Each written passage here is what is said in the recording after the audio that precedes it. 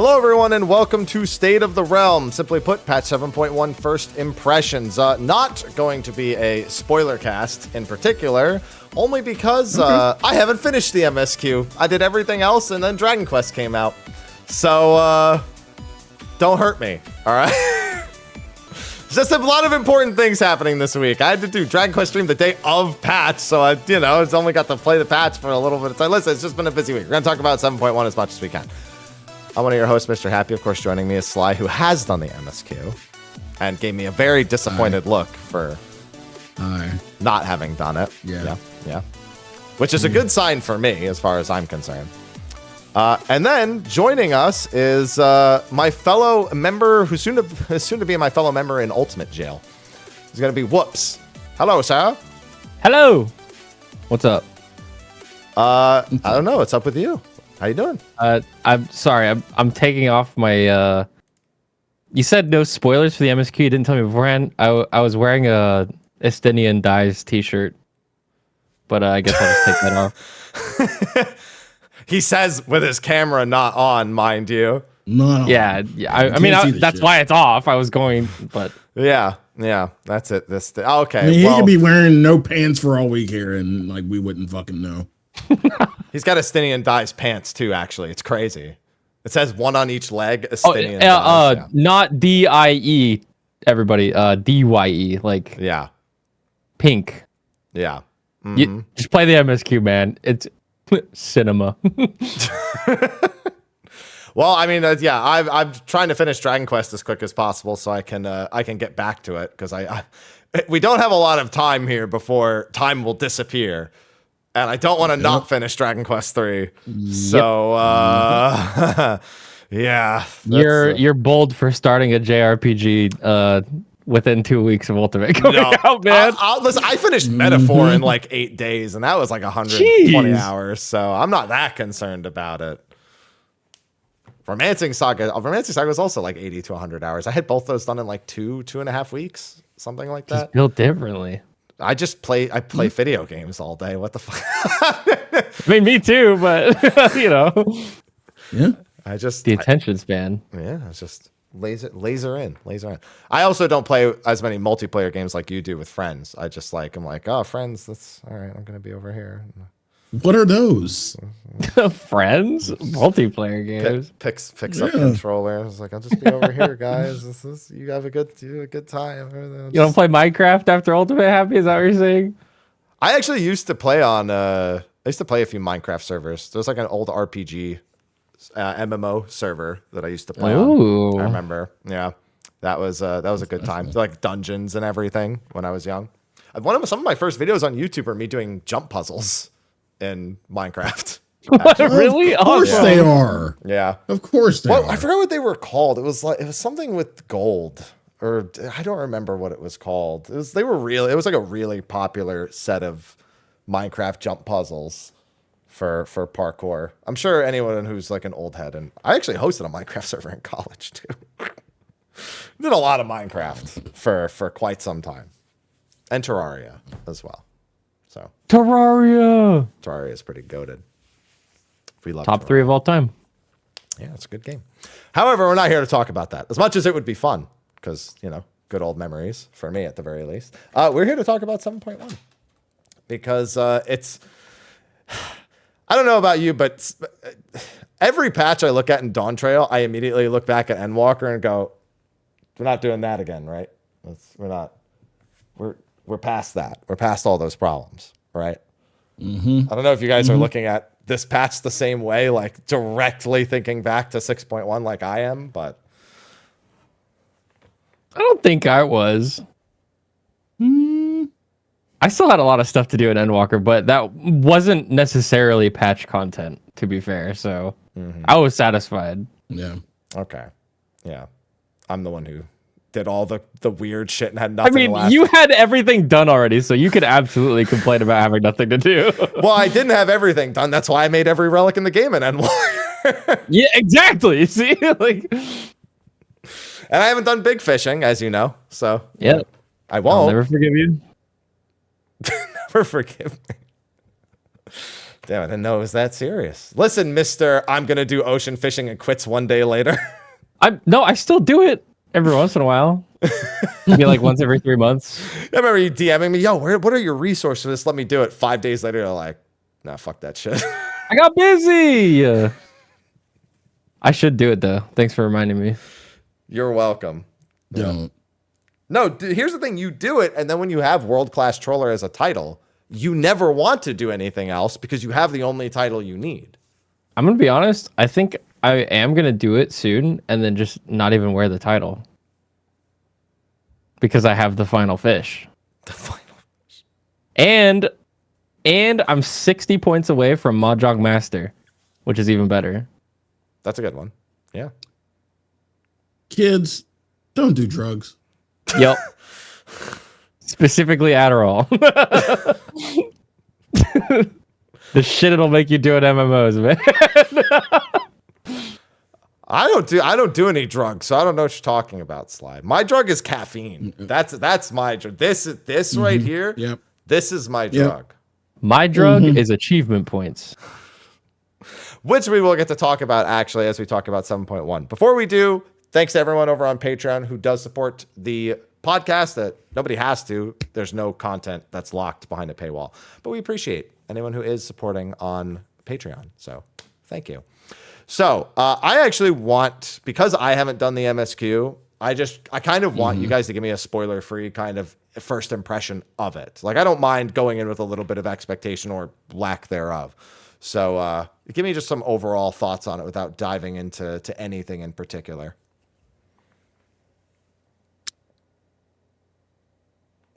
Who's your guess? You go first. Okay. I was gonna wait for you to go first. In terms of the MSQ, I was talking about it with chat while we were doing it, and to me, this is a good critique. This was like one of the scariest patches they've ever added to the game. Not very often do I find myself stopping to read like journal notes in instances for whatever kind of content. This patch specifically, I was like, oh my god, like what's going on? Like I had to read all the notes and stuff. It was really, really interesting. And for those who know, the thing that happens at the end, I don't think anybody was expecting. It was kind of crazy, and I'm still thinking about it. Yeah, so basically they cooked real hard with this patch, and I really enjoyed it. The dungeon was really fun too, like gameplay wise. Felt good. Resident Evil 14. They'll get there one day. Yeah. I thought you were going to say something else there. Slide, are you of the same mind? Yeah. I kind of the way MSQ ended was so fucking unexpected, and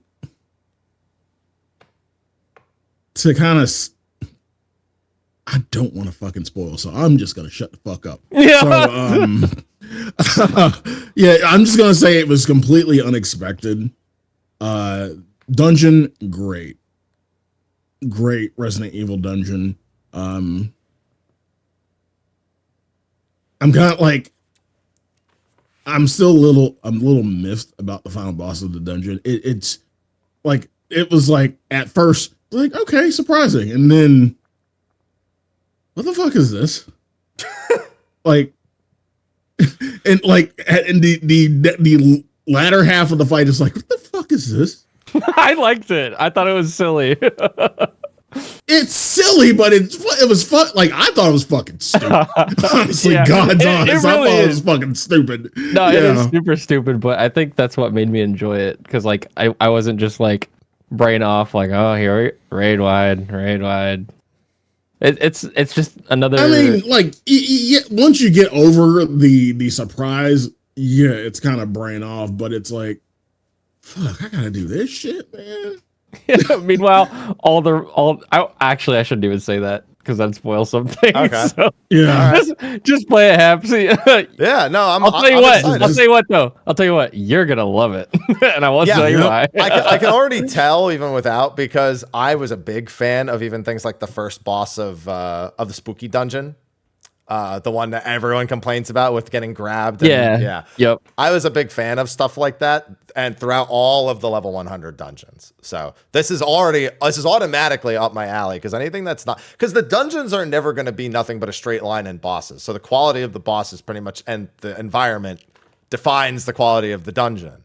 So if they have good, memorable things that stand out and are unique, even if they might kill you occasionally, I'd rather that than brain off go through, like you said. So that's exciting for me. Now I do have high expectations. It'll be brain off, but for a different fucking reason. Well, And I don't- now with the Resident Evil bit, I'm imagining getting decapitated, but you know. No. What were you When about you to when say, you go Liz? to the Yeah. dungeon, I would recommend reading the journal notes. Yeah. Oh, yeah. That's It was kind of it what was makes actually it very more Resident. interesting. That's kind of what makes it more Resident Evil. Like you know, how Exactly. you go into Resident Evil. I made the manor and I'm about to fucking die. Yeah. Yeah. Yeah. That's it. Just to be clear, is it my Discord that did that, or is that? I saw it too. Okay, yeah, you froze briefly there. You're fine now, but you froze briefly there. Okay. Yeah. I think it was the Resident Evil bit taking over. I think Discord's trying to get into fucking mood where you're just like in the middle of talking about. It's like, oh, now you're gonna become the zombie. You good? Nah. All right, I'm excited then. Chat's consensus is that also the MSQ this patch was a big step up in regards to Dawn Trail, but it's not the only thing to talk about. Something that I joked about a week ago on the show actually came to fruition. We saw in the preliminary patch notes that they said there was some revoices, and I was like, did they revoice Sphene? Yep. And they sure as hell did. And the general consensus to that is like very positive, actually. Yeah, from what I've seen, I agree. There are some say I can't hear a difference, or it just sounds the fucking same. Like it sounds just as bad. And to those, I say, kick rocks with no socks in the minefield in Iraq. Damn, you had that on lock. You had that in the barrel, Sly. Saying.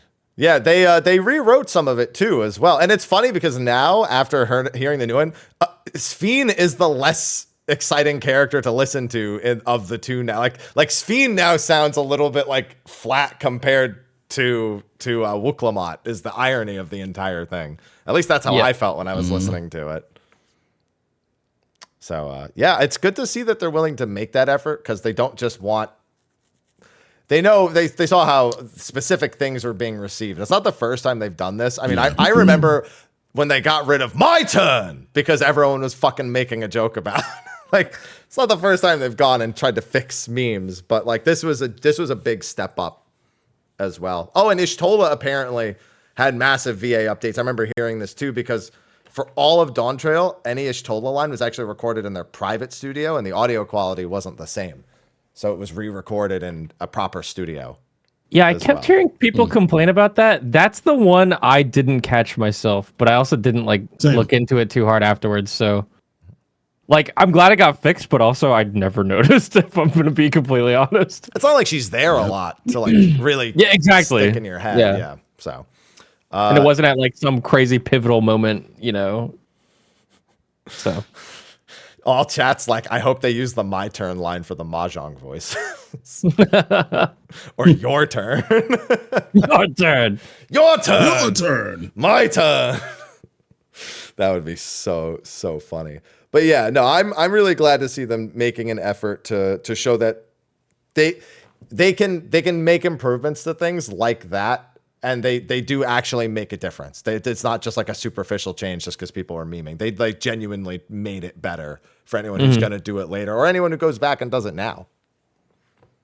So glad to see that. So that's MSQ related stuff. I'll get around to it soon. Dragon Quest 3 is not a very long game, so I will get around to it very, very soon. It's only like a 25, 30 hour game. You could do it in even less. So that's like a weekend for me. That being said, the rest of the patch I have actively engaged with, and my first impression is I trust them with rewards for the rest of this expansion. Why do you say that? Because they understand now how to add rewards to Final Fantasy 14. We see a lot of things in place here that indicate they understand core problems with how to incentivize people. Are you talking about the vouchers that you get from the Alliance raid? That's one of them, but that's far from the only thing. Okay. Well, continue then, I guess. I kind of agree, but I want to know what you're talking about. So one of the biggest problems 14 has had, especially through Endwalker, is one and done releases where there's no reason to do it past the initial opening. They'll introduce something that seems like a good idea and then maybe abandon it till they add something that's similar the next expansion. We saw that with the Fate gemstones, where they introduced that in Endwalker, which was a good idea. I was glad they did that, and they did it again this expansion. I think that's something that's underutilized, is Fate gemstones for rewards.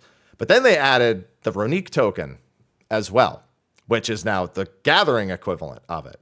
But then this patch, they changed it to the mount token and added in another mount, which is the barrel tender mount, where you do the flex. And there's changes like that sprinkled throughout where they're like, oh, okay, here's something that gets people to do content. Maybe they'll do custom deliveries every week now. Maybe they'll actually go out and get. When you add little things like that, it gets the people who are looking for things to do to play your game. It gets them actually doing those types of things. But not only that, the music sheets in the Alliance raid, the joke weapons and treasure maps, which is a huge one. All things like that. Adding something else to achievement vendors, which are still wildly underutilized. Tons of faceware, MVP rewards. Yeah, it's insane how much I think they just rather put it into something that people don't already have, because I have like 400 tokens. They're never going to add enough for me to use all my tokens. Unless they add like a consumable or something that like I could go back and spend it all the time. Reusable reward for achievements points would be kind of nice. Yeah. But like they added things across like all of their different currencies, and then even just made the rewards within the things they were already doing a little bit better. Like even just looking at what was the example? They added another hunt mount, the Brachiosaur. Like even just adding little things like that to shit that it doesn't even take that long. But just as long as you give a shit about like adding rewards to all of the facets of your game, you attract people to those things more, because all you need is one reward that somebody wants from something they haven't done before, and that's it. You've done a good job. They still have some ways to go. Still looking for those past series rewards from PvP. Yeah. Trophy crystals really could, like trophy crystals are sitting there begging to be used. But there's a few other things that we'll talk about later. Too. Yeah, wolf marks too. Like there's literally just wolf marks at least have somewhat of a use, but the trophy crystals are sitting there like just completely useless. Yep. So, yeah. 4% EXP food from the achievement vendor. That's what I was thinking, that or Aetheryte tickets. Yeah. I wouldn't say no to that, because they add new achievements all the time, so it's not like you're not going to get more tokens. You know? Like it's automatic practically. So yeah. I feel a lot more confident about their 50% more reward statement, knowing this and knowing what we know is still to come in the patch. So that was my first major impression of 7.1. I was kind of impressed with how much I like to collect stuff, minions, orchestration rolls. I like just having everything or trying to get everything is a fun activity for me. I was really surprised with how much new stuff was in this patch, actually, compared to the past. I was like, oh my god, there's like 8 minions, there's like 8 new big fish, there's a bunch of orchestration rolls, there's like 5 new mounts. Like, I'm almost overwhelmed. That's not even everything. I mean, Chaotic has 2 mounts itself. Exactly, yeah. Like, we're eating good, rewards-wise. Yeah, and that's important, because when Criterion rolls around, we're all going to be looking at the vendor. Squint materia. What do you think they're going to do this time? I don't know, because with Chaotic, I don't think they've actually got the Chaotic rewards correct, is the big thing. I think they've still screwed up with that. Okay, here's what I think. Savage should be unlocked already right now. 730 gear. Chaotic should be 735 gear. So after you're doing ultimate, because ultimate coming out before chaotic makes the chaotic 730 gear a bit weird, right? It's really more of a glam collectible at that point. But if it's 735, then you suddenly have ultimate bis to be working on after ultimate came out. And that's going to be gear that you're going to use for the long run without having to go do dungeon shit. Because we all love farming the dungeons to do ultimate, to get the ultimate bis, right? Yeah, great. I'd rather chaotic be a 735 set. I think it would be more long form useful, especially for tanks and healers, because they're going to be using that shit for ages. Yeah. So that's the only mistake that I think they made. So Criterion, I don't know what to expect. I assume gear. It's got to be item level. Like if it's not item level, I'll be shocked. I don't even like after thinking about it for so long, I don't even know if it should be gear. Like I'm not entirely sold. I almost just want it to be like a mount. We have mounts from Criterion already. Savage, Savage version. Savage should have just given you more tokens for the mount to be, because the fact that you don't get the normal mode tokens from Savage was a huge criticism. A little weird, yeah. Yeah, but like giving like 20 tokens or 50 tokens or like some sort of like massive improvement over the 4 you get from normal was like, that was baseline, but that still wouldn't fix. That wouldn't make people want to do Criterion or Criterion Savage more. It really needs something. The base mode, I don't think Savage even needs to exist, to be honest. I think the Savage is just, they were like, fuck it, here you go. It's the same bosses, but they're slightly scaled up. Like it's a bit weird. Yeah. So no, I think item level and more. I think expect to see face gear, expect to see fashion accessories, mounts. Like I just expect all the collectibles to just show up there pretty much. That's what I'm thinking, at least. So, Sly, did you, I can't remember. Were you big on variant or not? Because you didn't get to do much Criterion, but yeah, I didn't. I don't think any of us, because I know I did variant with Woops, so I know that he wasn't wild about the 12 run one and done either. Yeah. I mean, like I liked the rewards, but oh my god, it took forever. Yeah, I think maybe like 4 runs should be what it is, not fucking 12 or whatever it is. Yeah, 12 is but that's lot. What like the thing is, that's what we asked for though. We asked for a dungeon that had all these routes and all this thing. We did ask for that slide. You know what they gave us? 3 paths that you can do each 4 times. And it's like not even that different. Right. Yeah, effectively, you're doing the path for the lore entry, not for a different experience. Exactly. Yeah, that's... Yeah. It's all part of the one-time puzzle to figure out what the secret path is. Like, to try to find the hints, which don't matter because the internet exists. So it's like... like, you don't even have to bother doing that. It's not even just that, though. It's the fact that it's 12 runs to 1 and done. Because, like, there's no... Maybe you don't have enough tokens to get every like minion or whatever from it. But like you never go back after the 12. And it's a lot of work to do 12 paths to then never go back again. Yeah. So again, Endwalker's 1 and done problem. So that's the big thing reward wise. It's variant Criterion is the one under a microscope more than anything else. Cause it's like, bro, what the fuck are you even going to do for this? Make it part of the relic. I don't know. Ooh. Relic will be. I like that idea. I mean, we already have Crescent Island, so I don't know what the hell else they're gonna do. Oh, Crescent Island. All right. So rewards for 7.1, leaving good impressions. That's good. We were told 50% more rewards by 7.3. So we're seeing some of that coming in now, with still plenty left in the patch, especially with Chaotic and Ultimate around the corner. But we have the actual patch contents themselves. So I think it's easiest to just go right from MSQ to Alliance Raid. Our first entry into Echoes of Vanadil. Now, obviously, I have run my mouth about this sufficiently over the last few days. A little bit. A little bit, yeah. Looks at your YouTube channel. Oh, that's just the beginning. Not even ready for the amount of 11 milking that's going to be happening in the next several years. But I'm the vet. I'm the like played way too much vet, whereas both of you are dabblers, I think is fair to say.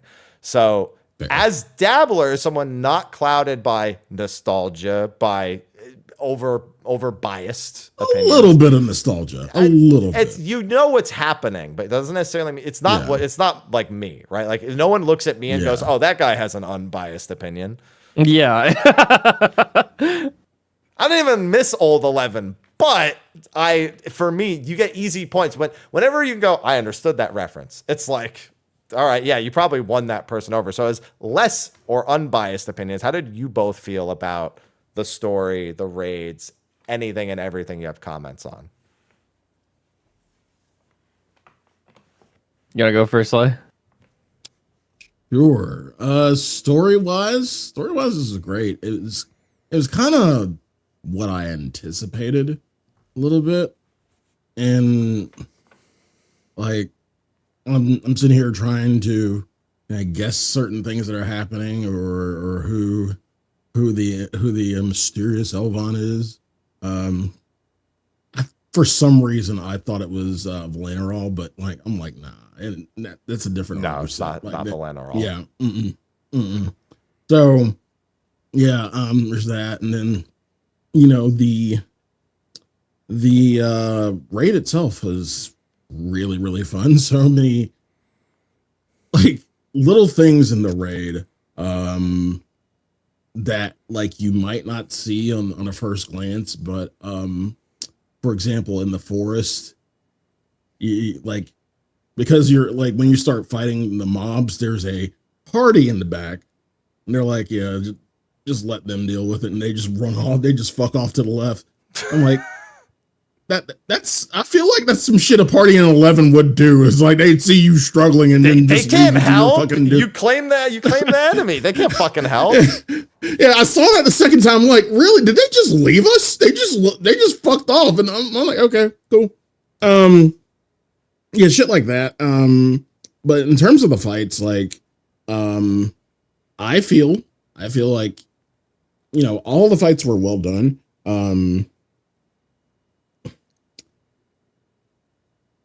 The Raider perspective would probably be that, Prish and Fafnir were Matt, and then Archangel and Shadow Lord were probably your standouts. Dude, okay, I'll say this. Fafnir is fucking frightening because the donut into point blank, people do not pay attention to where the donut begins. And then you have 18 people with concussion. And then they all get spike flailed. And it's fucking, they're all dead. Like, they're all fucking dead. So, and also all the AoEs in the middle and the tornado. Yeah, those are the kind of things I fear in the Duty Finder. I will say, yeah, like, Sense was saying in chat, like, the wait for it mechanic was actually pretty good. Like, I like that, too. Like, just wait for it, one. Wait for it. Wait for it. Two. Thank God I did Criterion. Okay, yeah. So I'm just counting the wait for it, and yeah, that was pretty fun. I like the way that one kind of shaked out. And Archangels were sheer fucking chaos, and in a good way. Shadow Lord was just fun. Like there's just no other way to describe it. It's just I thought Shadow Lord was just fun. Just watch the tells, watch what everybody's doing. Remember shit. It's just memory and watching what everything Shadow clones are doing. It's a lot of movement, and I tend to like that. And Whoops. So story-wise, I thought it was really cool. I loved getting to meet Prish as somebody who hasn't met her before. Because from what I understand, Prish is like a really popular character in 11, right? Mm-hmm. And people like love her. So I was like, okay, let's see. Is she going to be annoying? Whatever. No, she was actually really fucking funny. Like, I thoroughly enjoyed interacting with her. And something I wanted to touch on specifically was I'm not entirely sure how I feel about them offloading the buckled Jaja redemption arc into the Alliance story. However, it is good. Where it's at, I'm not sure, but how it's handled, I think it's good. I like that a lot. Visually, and I'm kind of a big audio guy, like audibly, that raid was phenomenal. It looked awesome. The music sounded great. All the attack sounds and all the animations, all the different new mobs. I'm sure all the 11 people freaked out when they saw like Fafnir and the darters and all that kind of stuff, right? Shadowlord was great. I loved the song there. And then looking at the whole raid from a gameplay perspective, I'm really glad they took some of those niche mechanics from like side content like Criterion and Delubrum Regine and put those into a more mainstream content piece like an Alliance raid, so people got to experience those. But at the same time, they didn't overstay their welcome and they added lots of new mechanics. Or like freshened up ones, I guess you could say. Like I got really big Omega M&F vibes from Archangels, but there was fucking 5 of them, which was really cool. So like there wasn't a single part of it that I disliked. So I'm like really trying hard to hold on to saying that Orbone Monastery is my favorite Alliance raid in the game.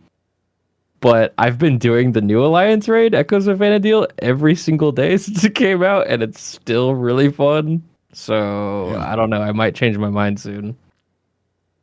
All right. Those are the unbiased opinions, ladies and gentlemen. Yeah, and I only played Final Fantasy 11 when I was like a kid and had like no fucking idea what I was doing. I was a kid too. I was 12. You were. I mean, you're still playing. Still is a strong word. I have played in recent times. And that's only because they added story. They were like, oh, we're done with the story. I guess we could add one more. And they've done that like 4 fucking times at this point. Like, I got one more in me. Yeah, they're just like, these PS2 dev kits. Gotta de-rust them a little bit. Hey, play online. You still working? Yup. That's how I feel whenever I log into Play Line. I'm the one with the cane at that point. Oh, yeah. As an 11 fan, they went for as many brownie points as they could have possibly gone for. There is no effort spared on that front. So if you're someone who's played 11, you literally can't stop. Like they changed the readying attack animation to 11's readying attack animation. That little like glow they do with the sound that same a sound effect. You can interrupt and stun a lot of skills in 11. That was a primary. You had to stop skills. Like that was a primary gameplay method. God, I love that. Mm-hmm. Yeah, like Archangel, one of his main mechanics is just being silenced in the corner. Like he just teleports out of your field of view and goes, I'm going to try to cast Meteor. Make sure I don't do it. Archangel HM, his Mijin Gakure, it's like, gotta stop me. You gotta silence it. You gotta interrupt. I had someone tell me that they failed that, not because they failed to kill the shield, but because they all tabbed over and tried to interrupt before the shield was done, and they didn't have an interrupt for it anymore. Oh, no. Hey, but like, finally a piece of content recently where Fizz range get to be useful, so big ups. Yeah, I mean even the tanks though, like the tanks too. But I mean, yeah, for Taru teleporting away, yeah. And there's just so many little references to jokes and memes. Notorious monsters that people, Despot and Aquarius were 2 very big notorious monsters in those areas. Aquarius would assassinate leveling groups because they would be pulling the crabs, and then he'd show up and they'd be like, "Well, we're fucking dead." That's all I res me, run and res me when you get back because we're dead. With how many brownie points they're going for, I was kind of surprised they didn't make it so like you had a level down for a bit. I thought that was going to happen. When they kill the Electrode guy, the guy who's an Electrode, to like make an example of him, I thought he was going to play a level down sound. Electrope has many uses. Yeah, it sure does. I have a comment section under my video that's literally just all the M4S lines, but like retooled. If one needs Vanadil, one must simply make one. Like that's just here. Let me see if I can find all. There's like a bunch of them, just all back to back.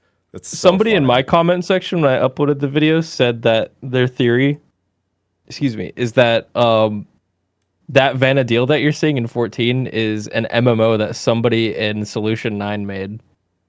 That would be funny. And Surreal Jaw got his hands on it and thinks it's like some like ancient relic like world that he's gonna use to take over the world.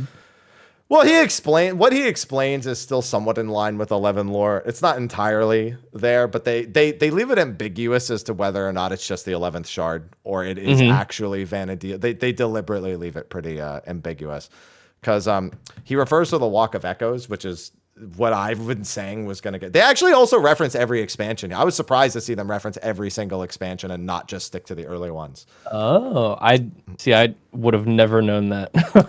Yeah, no, so like all the NPCs in Juno are literally in the same place as they were in the main game and have the same dialogue and the same quests like broken up. One of them is the NPC that starts the Seekers of Adulin expansion, so he says that he's taking you to Adulin. There's also the Tenshoto guy. Yeah, pretty much every NPC there is placed properly and made. Even the Goblin, actually. In Final Fantasy 11, there's a goblin there, and he's a daily login Gamba NPC instead of a music vendor. It's like you get login points every day, and then you can like Gamba for a random item in the game. So they did they put a lot of effort into that. There's the Mithra asking if you got anything cool from Aquarius. Yeah, they were in the party that saw you in the Boyata tree. Yeah, that's the one. Also, the other guy is in an endgame set, the Ares set, which is from Treasures of Otter-Gon. But's funny, he hasn't done the other MSQ. He doesn't know anything about like Shadow Lord or anything. It's like this motherfucker skipped all the MSQ and went straight to the fucking third expansion area. Which you can do. There's nothing to stop you from doing it, but you know, that's what he did. I guess I had a question. Was Ralgrim or Shadow Lord ever voice acted in 11, or was that the first time you got to hear him speak? So nothing in 11 has ever been voice acted in that game. Nope. Outside of the intro sequence. Yeah, the actual intro movie is voiced, yeah. And then sometimes they give like sound effects for characters, like you know, but that's like generic. That's just they reuse those. I don't remember if Shadow Lord's been voiced in any other media. I know Prish was voiced in Duodecim, and is also voiced in Japanese and in Opera Omnia. Is she voiced in Dissidia?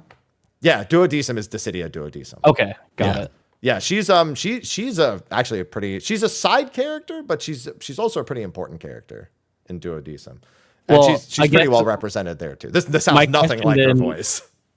My question then to you, as somebody who has probably had a headcanon for what the character sounded like for like years, did they do well with the voice direction for this? I think Duodecim is probably the better voice, only because I guess this makes more sense in 14. But her having another UK accent was kind of surprising.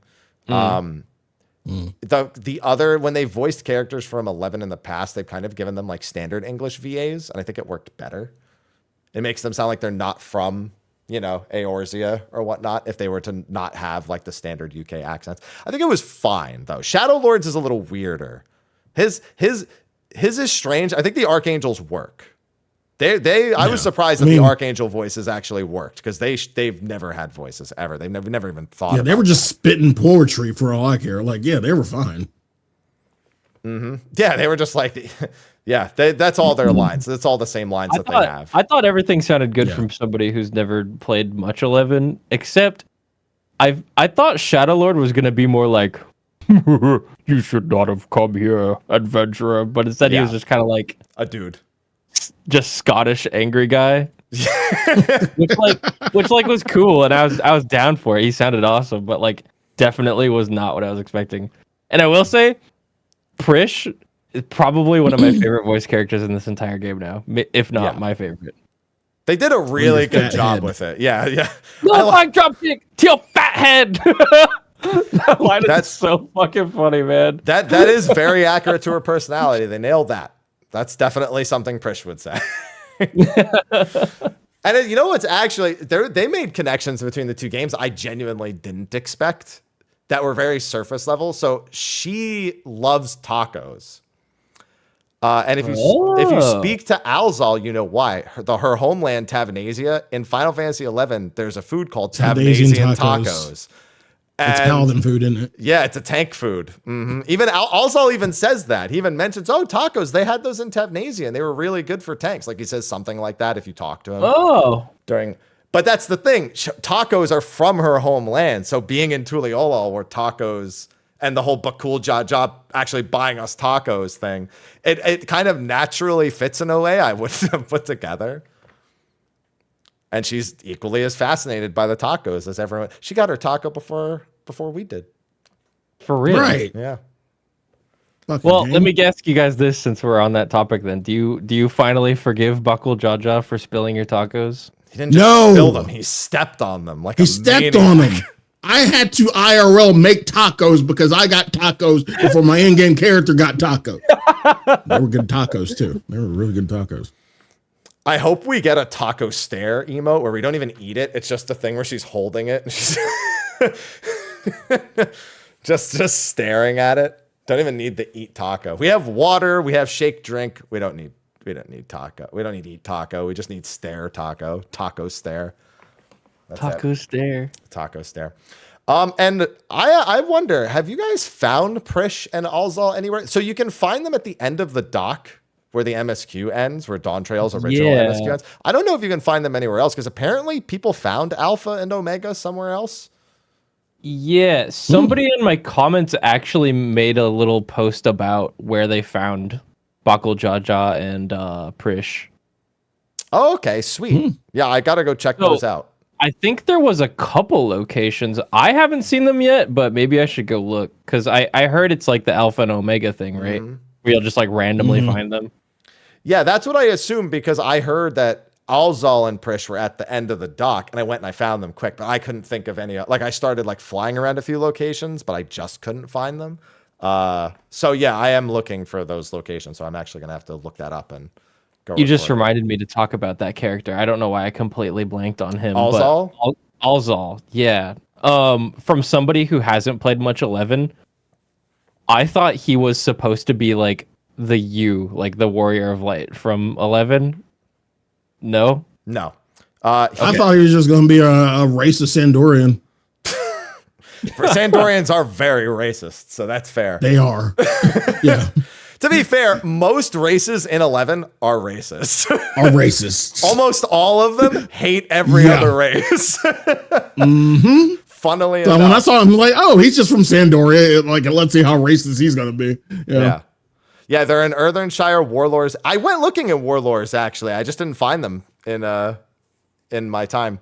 No, yeah, so he's a stand-in for an adventure, just a standard, like, run-of-the-mill adventure. And we only know that because both he and Prish reference a he or she depending on the gender of your character. Like a party member of theirs who is essentially Yeah, I did the pick up on that. Yeah. So they're talking about you from 11, right? Yeah, basically. Okay. Which is, yeah, well, here's the thing. The fact that they do the he or she thing, I think that's supposed to make it seem like Vanadil, this version of Vanadil is the 11th shard and not like original. I'm pretty sure they're trying to like explain that this Vanadil is just the 11th shard, not necessarily that 11 is the 11th shard. It's weird. Just a new version of Vanadil, like we have a new version of Ivalice.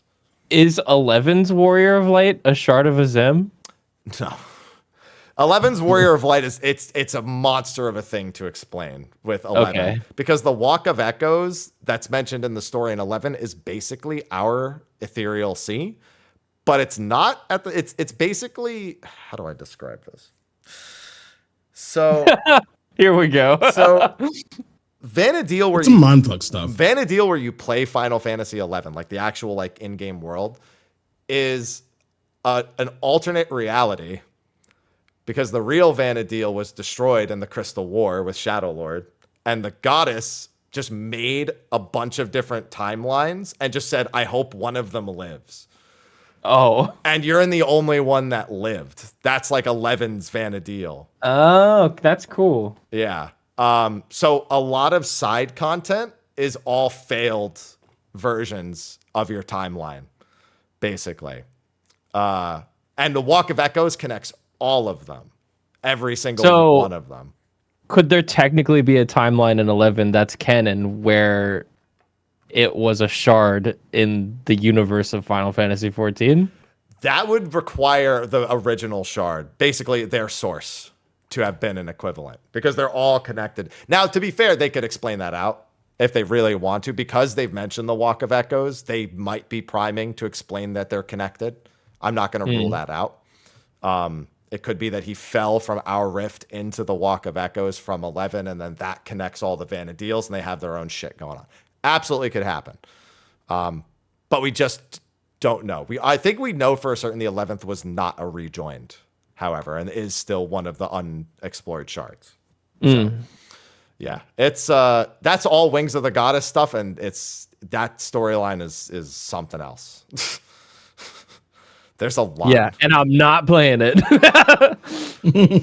Then Prish has the Abyssy storyline. Oh god. There's like an alternate version of Prish in 11 at one point where she's from. Every time I get interested in Final Fantasy XI lore, I remember what it takes to play Final Fantasy XI. I go, nah. Yeah, didn't you say you used my installation guide? I sure did. Yeah. After I had already made an account. God, I'm so sorry. Oh, yeah. But there's a lot of like little tidbits in there. And it's strange because you'd think that I would be critical of this, the way they did the story here, but I'm really not. Mm-hmm. I think Sly especially would think I would have been critical having been on the show with me as much as possible. Why do you think I would be critical of it, Sly? What's the reason? Just like all the past references you've made within this show, and it's like all the 11 references that we've had from other content within 14. Yeah.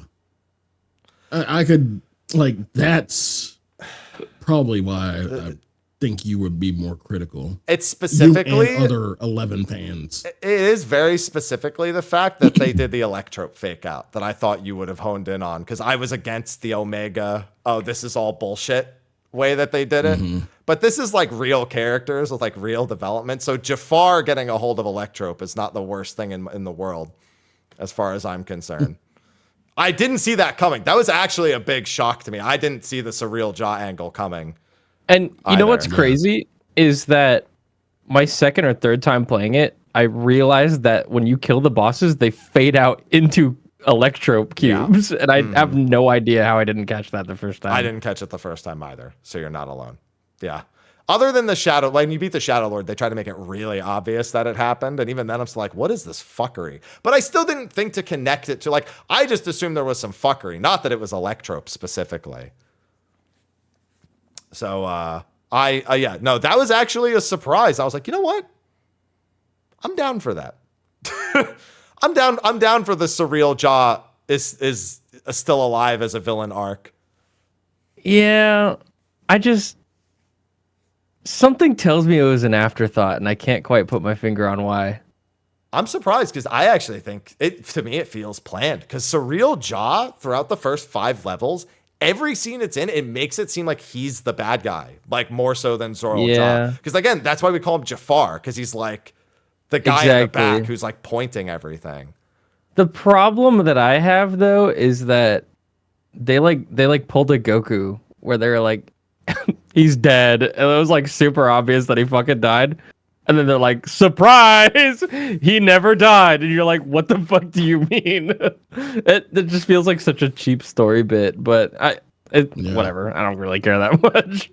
Yeah, it's really all about the 11 stuff more than anything. What's interesting is Alzal is very clearly not Electrope. Questionable with Prish because she doesn't fade into Electrope when you beat her, so it's still kind of on the table whether or not it's the case. And it's funny because it's sort of in line with Prish's original character arc in 11, where she's like, She doesn't really know how to value her own life. So her being unsure if she's even real or not is like a big existential thing. That's also in line with Dawn Trail's story as a whole, dealing with the endless and everything in living memory. So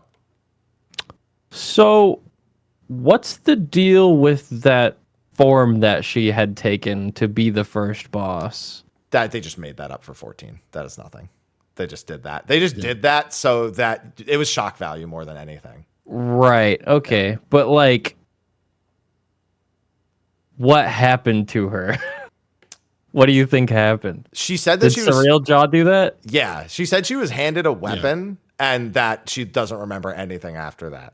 But she said she felt compelled to take it. Like she had no control over whether or not she took it, which implies that she probably was electrope, or is in some capacity, but you know, she just had no control over her own thoughts. But still question interesting marks. Yeah, it's interesting. Overall, I think I need to see how it goes because I thought Aglaya was a great entry to Myths of the Realm too. Doesn't mean it's going to stay that way. Yeah. So I'll never forgive them for how they ended that story. Yeah. Yeah, it really fell apart. It really all fell apart. Especially because if you were one of the people who had the last few as a patron deity, you're like, guess I'll never speak to them. Dude, okay. Personal gripe. I picked Althic, the time guy, a decade ago. And how BM was it of them to make Althic look that fucking stupid and then at the same time put his sister in the fight who looks super cool. It was so rude. I literally fantasiaed for the first time in like 10 years just to change my deity. What'd you change it to? Halone. Okay. Yeah. Good shit. Yep. Shit. The spear, bro. And that cool ass fight. Yeah. I was Halone my goat. Yep. I literally changed my religion. Just because he looks stupid. Yeah, I hate my god. Stupid, man. Stupid ass. I hate my god. Horse. I'm going to Shintoism. Yep. I picked a Zima a decade ago too, and I was pretty pleased with my choice. I bet. Yeah. Yeah. She just kept telling me to enter her realm. If I did. Shit. Maybe. I think every boss in Myths of the Realm tells you to come. I think every single boss says come. Yeah. It's just the most. See now. Come. Now we're gonna have. Now Todd's gonna make a come command or sound bit for every god. Now that you said that, You need to make a compilation of them all saying it. Every time a boss says come in Final Fantasy 14. From all of them too, not just Myths of the Realm. Just Myths of the Realm will feature for quite a lot of cum. Myths of the cum. There you go. Sly's like, why am I? Oh man. All right, yeah. So Alliance raid for me. Solid. He's still laughing about it over there. Sly, make me laugh. Yeah, bring all to bear is another one. Yeah, that's another common line. Bring all the bear. But you're a tiger. So many bears.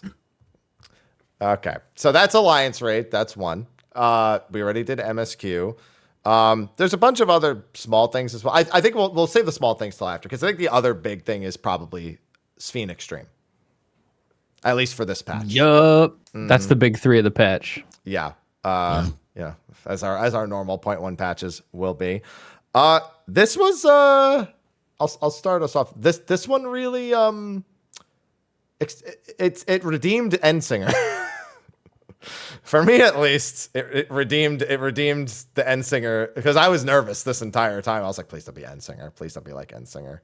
Please don't be like Endsinger. And they really went for like a lot of variety and a lot of fun movement based stuff to keep you on the go, which matches the Alliance raid, which had you running all over the place for like every fucking mechanic. So yep, I was glad to see it. Okay. Here's the thing. We all know we all know how much I hate PF. Like it's been chronicled within this podcast so many times. I thought because I want to do it. I was eventually going to do it with the people I trust. My raid and whatnot. Which I did. We didn't have like a lot of time, so because we didn't have a lot of time, well, they didn't have a lot of time, so like I had to, because they wanted to learn naturally, I had to cosplay as someone who didn't know shit, even though I knew shit. So that was fucking hard. Yep. Yeah, that was fucking hard. I had to drink through that shit. But yeah, PF with this fight.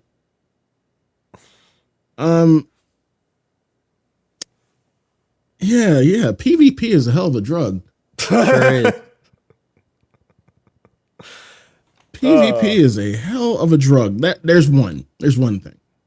Two, this is one of those instances where like there's no wrong way to eat a Reese's, but because of that, everybody has a certain way to do shit, and nobody can make their mind up on what strat or what way we're doing shit. I had a group. I literally had a group. Got in. We were discussing how to do things for like 5 minutes. The group disbands. We didn't even do a fucking pull. We didn't even do a fucking pull. Like the lead, the party lead was just so tired of that shit. They're like, I'm out. We didn't do a pull. So yeah, it's just like there are certain fights where it's just like you have a bunch of central strategies. This is not one of them. Like you can do shit like pretty much every mechanic so fucking different. Yep. So different. And it's not even funny. The fight itself, fucking fun. I mean, I'm pretty much almost done. I just going in with my crew because fuck PF. I'm going in tonight. I'm just clearing it because I'm right at second phase and well, not really in the middle of second phase. So that's just hit it until it's dead. That's it. That's all it is. Because that bar goes down so. No, that shit hits hard, actually, man. It hits hard, but at the same time, you're hitting hard too in the second phase. That bar goes down so fucking fast. But yeah, like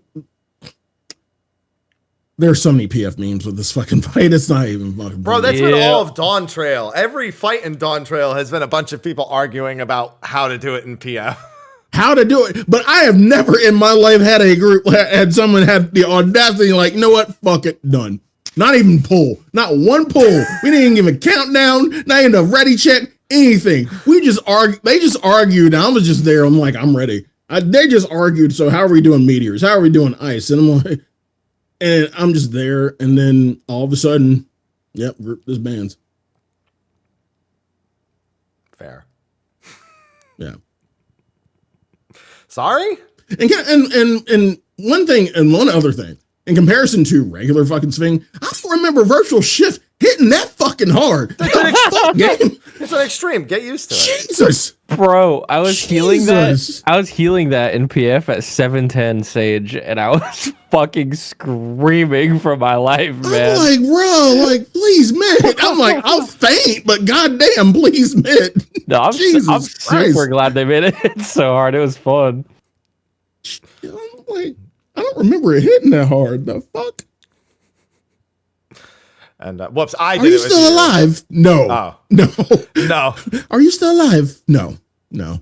No. Honestly, Radical Shift is the scariest part in terms of healing and mitt, because people they're just like, oh, I got a spread, and then you're at 20,000 health, and the second AoE is about to hit you, and you get an in-dom, and you barely live. Yep, I'm like realizing now how well our healers topped us up there, because I was never scared. But when I was healing that part, a Radical Shift, and we all hit the ground and we're at 10k HP, I went, ah! Just like spammed all my OG CDs.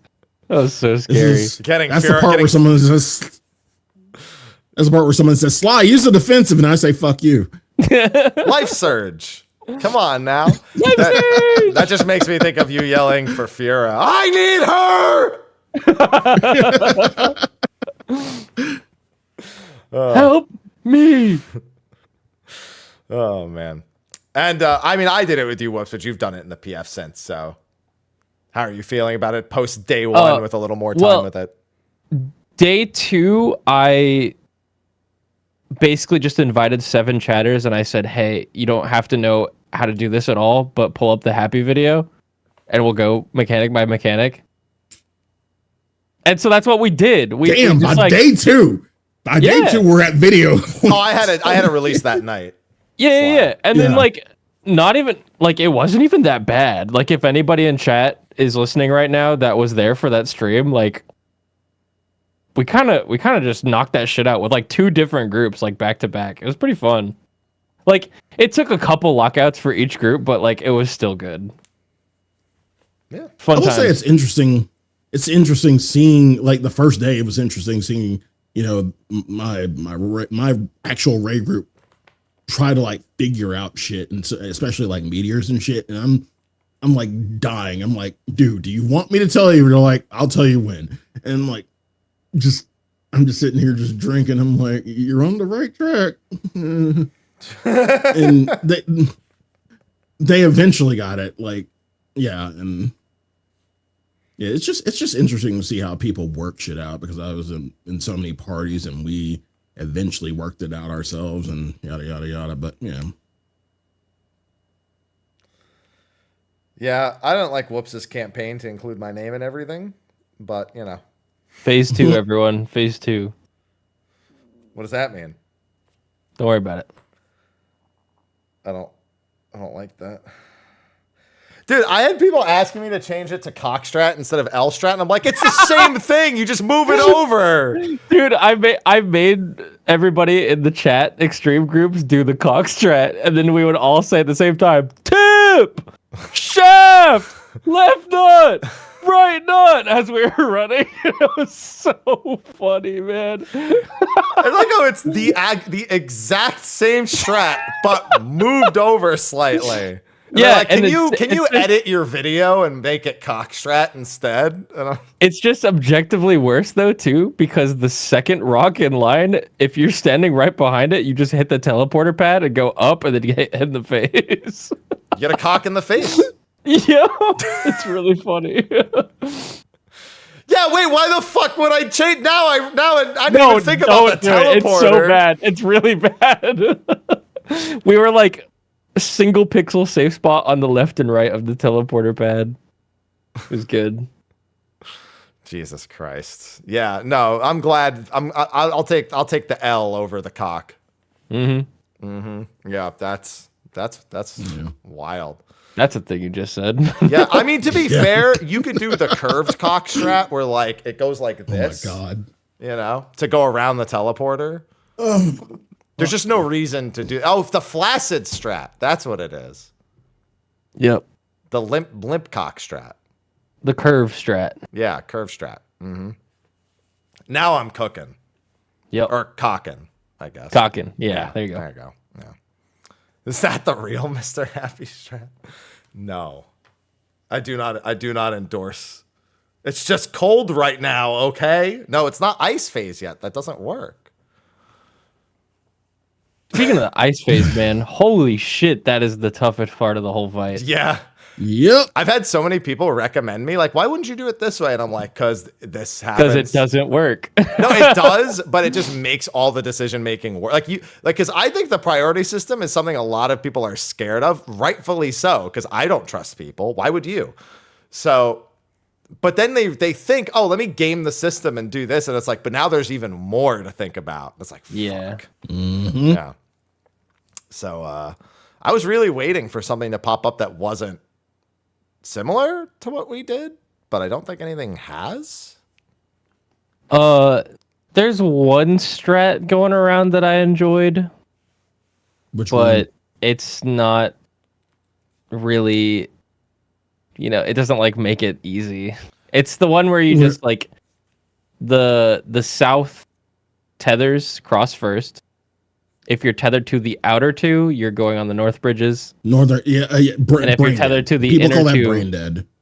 Of course, man. It's fucking not, by the way. No, it's not. The same. It really isn't. I just hate when people call things brain dead, man, because it's just not. Yeah, that just sounds like a different way of lining up more than anything. Yeah. It is.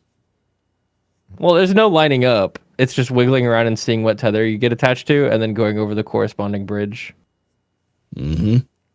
But you still need to know that other people need to potentially go across a bridge either before Yeah, you but or And after. that's There's a a horrible set thing order. about it because like It's south tethers and then timing. the side tethers, and then when you come back, Yeah. it's the side tethers and then the south tethers. Yeah.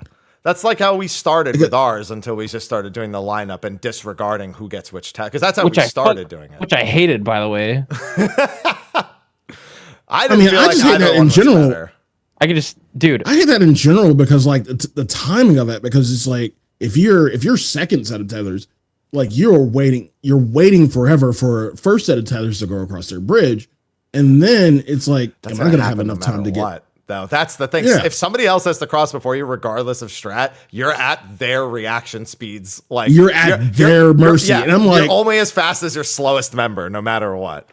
Mm-hmm. and I'm waiting on them, and I'm like, are you done? Are you good? Are you done? And they're like still on a bridge, so I have to move because that like I have no time to get to my spot, and bridge collapses. Yeah, that's the thing. Sometimes people are just really not good at figuring out where they need to go, so they kind of linger, and you're just like, come on! So, yeah. I don't know. Neither of them really sound better. No matter what, it's people need to like properly dissect what they're tethered to and what to do. The strategic freeze, yeah. Look at it? I get it, because it's an ice phase. Clever. Clever. Yeah. But what do y'all think about the whole Earth phase? You know, the thing about Earth phase is that if one person fucks up, like that's pretty much death. You mean with the towers specifically, or do you mean with the meteors? Meteors. Well, with the Meteors. meteors, it's pretty hard to be one. Like It's pretty hard to fuck up, but at the same time, it's unless so you're doing punishing. cockstrat.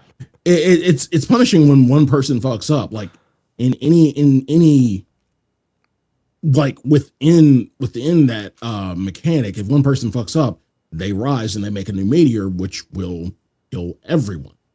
It's kind of like ultimate level shit where one person fucks up, it fucks up. Valagarmanda's fire like, phase was pretty much just as bad. Like if fire phase, if you take an L at one point, you just eventually kill everybody.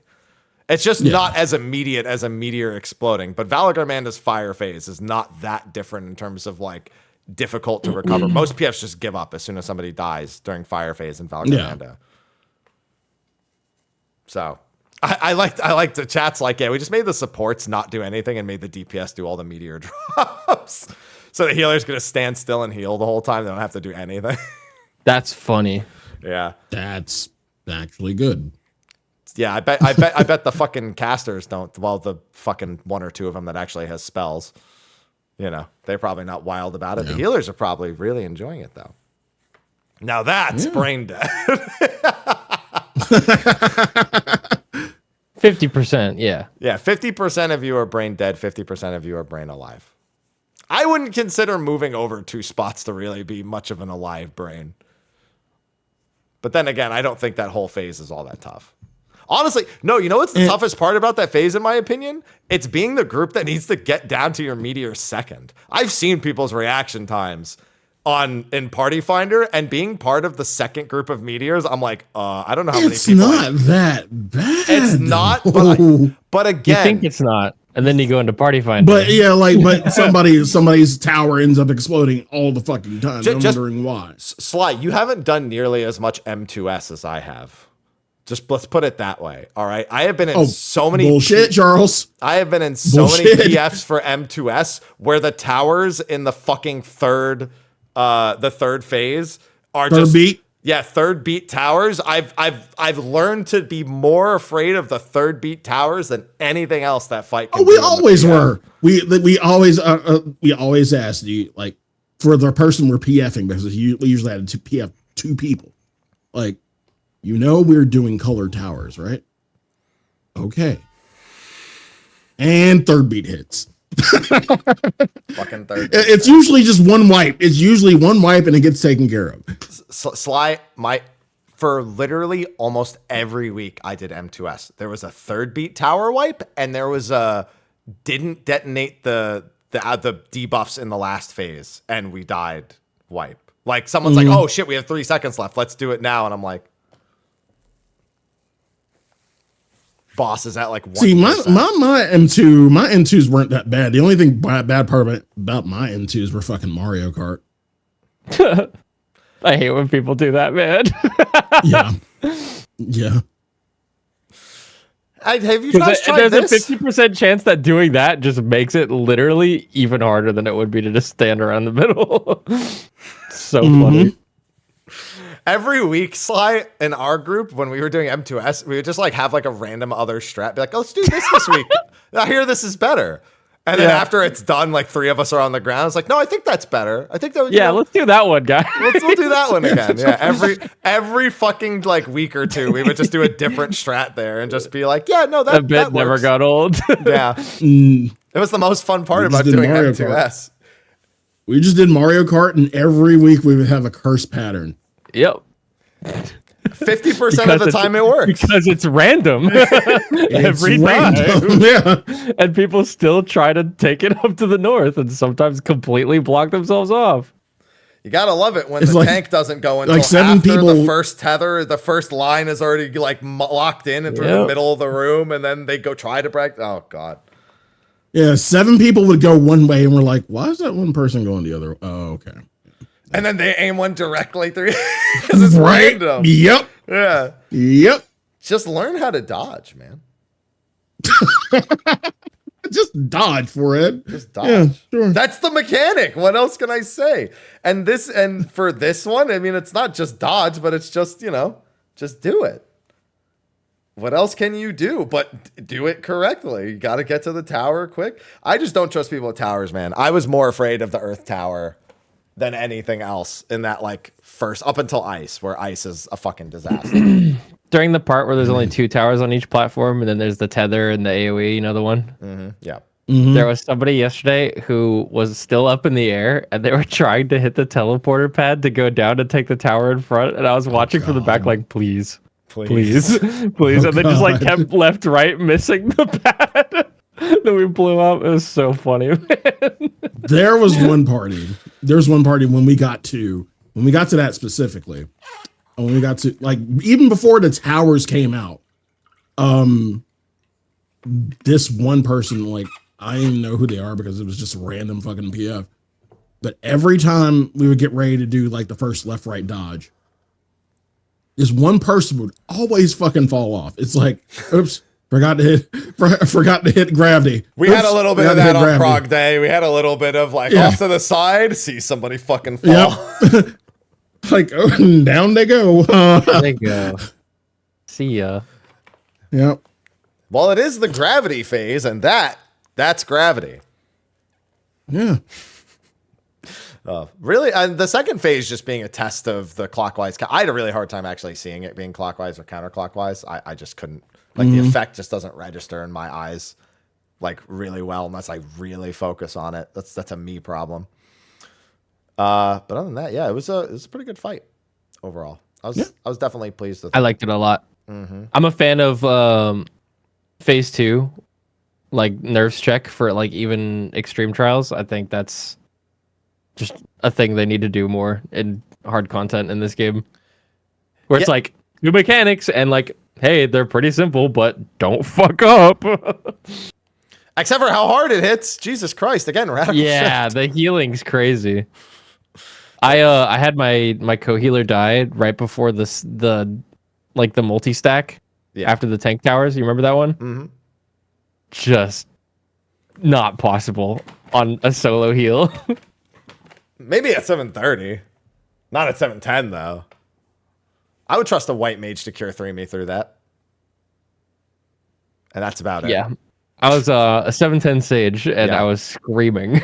So I'm glad because I was afraid after Endsinger that they didn't know how to make 0.1 fights anymore, and this feels like a 0.1 fight. I'll say. Yeah, Yeah. it's real good. Yeah. Thumbs up. If only Endsinger had an extra phase and didn't repeat mechanics for half the fight, like it was a Stormblood fight. If only. The shade has been tossed. Listen, Stormblood had that problem. I mean, yeah. Have you done the fucking Unreal? I'm sure you have. Yeah, I did Byakko. Oh You yeah. you ever just remember that Byakko was like the most nothing burger of a fight ever added to this game? Yes. You could straight up not know how to do that thing at all No. and join a PF and clear. I mean, yes, that you could definitely join the PF and clear, but man, Byakko actually has one of the hardest mechanics out of any. What is it? Sweep the leg. Fortnite? Sweep the leg. Sweep Sweep the leg? It will get somebody every fucking time. I guarantee it. Every time. Untelegraphed cleave. Untelegraphed 270-degree cleave. Sweep the fucking leg. Bonk. Yep. And that shit will kill anyone it hits. It will kill. Yeah, it is. It's guaranteed kill. It is a guaranteed fucking kill. Yeah. So, yeah, that was actually gonna be the next thing. Oh, dude, I don't care how good or bad Byakko is. It just feels good to have Unreal back. Yep. Holy Agree. Shit. Yeah, Yes. but can like one change to the Byakko fight? Can we get the Yoshi P version of the song? Yes. I agree. It's when the ultimate comes out. Wait, I really like Unreal. I want to do it more than once a week, though. Am I the only one? You mean didn't do it twice a week? Shut up, man. I'm done. Okay, that was good. That was You're good. supposed to do it twice a week. To get the swords. Come on, that's how it fucking works. Oh my god. I kind of wish they had like multiple fights up, like 2 or 3 that you could do, like and have a retell for both. I think that would be excessive. Here's the thing. I get what you mean, but at the same time, the rewards are only It's worth almost as a much. raid night. Kind of, not really. It's 20. Yeah, the rewards are worth it a lot because of how limited it is what you're saying, right? Yeah, precisely. Yeah. Yeah. And especially, oh, dude, I love nothing more than when it's an absolutely terrible Unreal. Because then all the people who don't really want to do it go, I'm not doing it this cycle. I'm like, fuck, yes, I can make Money. It's less people selling against me. It's perfect. I do want them to just keep the Unreal, like Byakko, the whole expansion, but then add one and then rotate them every week, and then add another and rotate those every week. That I do want. Even if they were going to do it your way, if they rotated it every day and made it so you had to do it on a day where your telling and retelling was available, I'd be okay with that too. A little more annoying, but not like one, like not just like grinding out like 5 or 6 of them and they're retelling all on one day. So that's for me. But I kind of just want to. I just want to raid for rewards daily, But sorry, we got Brighter Shores. If you need to do Sure, something, just log yeah. into Brighter Shores. yeah. Yeah. Just go alchemy or something. Okay. Fun. Yeah. I mean, I'm playing right now, so Even I'm not. That's a surprise. I was during State of the Realm last week. Last week, Yeah. it was. Yeah. Yeah. Then there's a whole bunch of other little things that were added. Hall of the Novice. Changes. Oh, on that too. I didn't get to do Hall of the Novice yet. Did either of you do it? Yeah, I did it. Yes, awesome? it is actually. It's actually pretty good. Like Ooh. He overhyped like the some fuck people out of saying- it, but yeah, no, it's pretty good. It's pretty good. I'm gonna do it tomorrow then. Some people are saying like, "Yo, I wish this was required for new players." I'm like, that's. I mean, it's good, but like, I wouldn't do that. It knows exactly it knows a lot of what to teach people. The fact that there's a knockback into towers is a big thing, which they've shown already. We knew that. It's from the live letter. So I'm just repeating that. Oh, Novice is harder than Byakko. Yeah.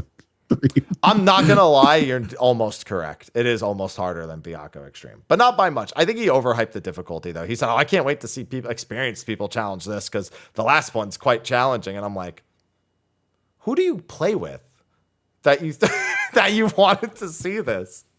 But it is really good. It teaches a lot of important lessons. Yes. And the encyclopedia that comes with it is very, very detailed. So, and the reward is Oh, Does yeah. it stack with an earring? It stacks with the other ring. It stacks with everything. Oh my god. So you have brand new ring for up to level 31. You have the new neophyte ring for up to level 61. You have the earrings up to, I guess if you have the most, let's just say you have the Endwalker earring and you don't have the new one. So that's up to 91.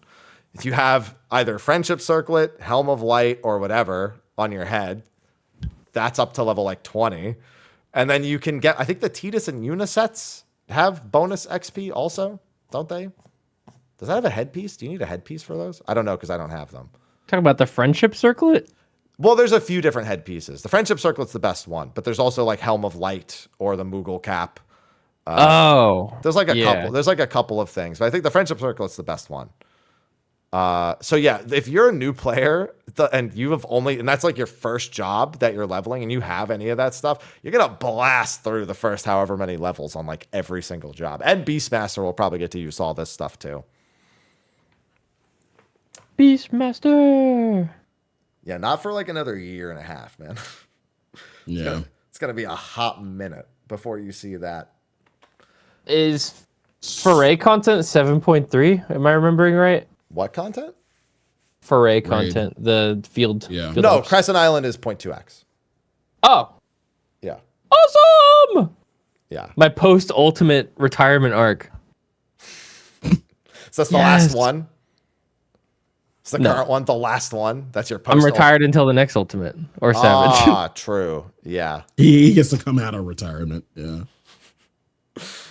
But then, yeah, you'll have Chaotic Mike to Tyson. prog. You'll have Savage. You'll have Criterion Savage to prog. You'll have Forays. You'll have whatever Foray Savage thing they do this expansion. You have Deep Dungeon solo. Until the new Ultimate comes out. I have so much stuff to do. It's awesome. Yeah. Yeah. Cosmic Exploration. Oh yeah, God, there's so much shit coming out. Yeah. Really shouldn't wait that long to release most of it. I feel like something should have released sooner. But, you know, that's just me. Yeah, It's pretty. Yeah. I kind of wish they would have given us the field ops now. Yeah. You know what I'm saying? So we could have something to chew on for a long time. Yep. Instead, we're chewing on Pelu Pelu dailies. The Pelu Agency. Let's go. Yeah, there's a pretty solid Final Fantasy X reference in Doc Poga. Rin's travel agency is the Terali travel agency. It's the same exact fucking building from Final Fantasy X, and has the music to boot. So I got that orchestration roll today. Woo! I'm glad that they opened that quest with Oho Kali and didn't make it something at the end of the. Yeah, I Pelu thought that was quest. going to be the reward at the end. No, yeah, they hit you up with that really, really early. And I think I'm glad they did that because sometimes people are just like, what the fuck do I care? But you throw an emote in front of any player and they're like, well, I gotta fucking have it. Ooh. They go full on James Woods. Ooh, a piece of candy. Ooh, piece of candy. Ooh, piece of candy. So the question is, when are we gonna get to ride the shoe puff? There's no shoe puffs yet, Sly. I want to ride the shoe puff. Shoe puff waiting. Shoe puff. You gotta say it. You gotta say it correct. Want to ride the shoe puff? Don't do that ever Shoe again. puff waiting. No, this doesn't. Don't do it. Don't do that again. That's it. You tried. I'm proud of you. We're done with that one. Okay. Yeah, obviously Pelu Pelu added the Pandemonium epilogue, which have you guys done the Pandemonium Still haven't epilogue? done yet. Okay. Yeah, I did it yesterday. It was, let's just say it was Sly, it was an excuse to give you the reward that it gives, as far as I'm concerned. Yeah. It was Not not what I comparable was to expecting. Omega? No. Okay. Nothing like Omega. It was not nearly what I was expecting out of the epilogue. It was an excuse to give you a reward. It was quite literally like, hey, we forgot to give you this. It has like, don't get me wrong, it's like a mildly tender moment. You know, it's like, but mildly at best. It's not like Omega, who fucking cheats and's like, yes, the Endwalker soundtrack, I'll take every song that made you cry and play it back to back while he fucking monologues about existence. I was expecting some like new information. I don't know why, but I was like, I wanted some lore tidbits about the ancients, and there kind of just wasn't. I expected it to be about the heart of Sabik because we left Yeah. that Yeah, rock exactly. with those dumb motherfuckers. Yep. I still consider that a loose end. I don't want them to have it. Mm-hmm. I don't care if it can't do I anything else. rewatched the video that I made that like covered the end of those raids, and it was like literally, I don't know if you remember exactly how it went, but he went, "Oh yeah, here's this," and he shows you it, and then Claudia goes, "Yeah, I don't know," and then just walks away, Yeah. and you don't see him again. And you're like, "What the fuck? Can he have that?" Yeah, is that a good idea? Probably not. Yeah. I don't know. Maybe if it becomes a problem, just throw it down a chasm. That's always worked, right? Yep. Cast it into the abyss. This will never come back to us. Oh, man. Yeah, definitely was just a sake for giving us a reward. A good I reward. liked it though. Yeah. Yeah, good reward. There was also the Halatali rework, which was very Halatali. I forgot how not good of a dungeon Halatali is to begin with. And this didn't make it better. It just made it duty supportable. Is the best way I could describe it. I still haven't done it. What did they do? It's Halatali still.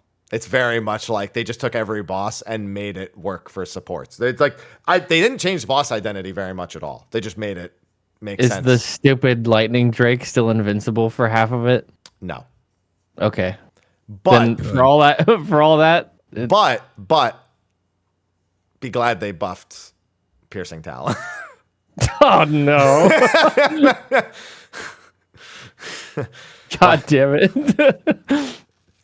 The first boss is shit. like the first Throw boss was spear down. the first boss was a dummy before. The first boss is still a dummy now. The second boss had lightning water, still has it. It's just not as stupid. And the third boss is invincible with fire dudes coming in, and he's still invincible with fire dudes coming in. So it's like all the bosses, they didn't change any boss to like not be what the boss was before, but it's not any better of a dungeon. It's just duty supportable. That's Stupid. Stupid.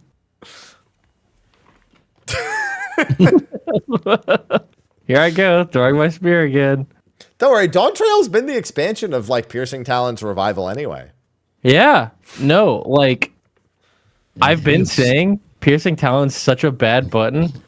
I'm glad they started to realize that and they added the enhanced Piercing Talon, but I think it can go a step further.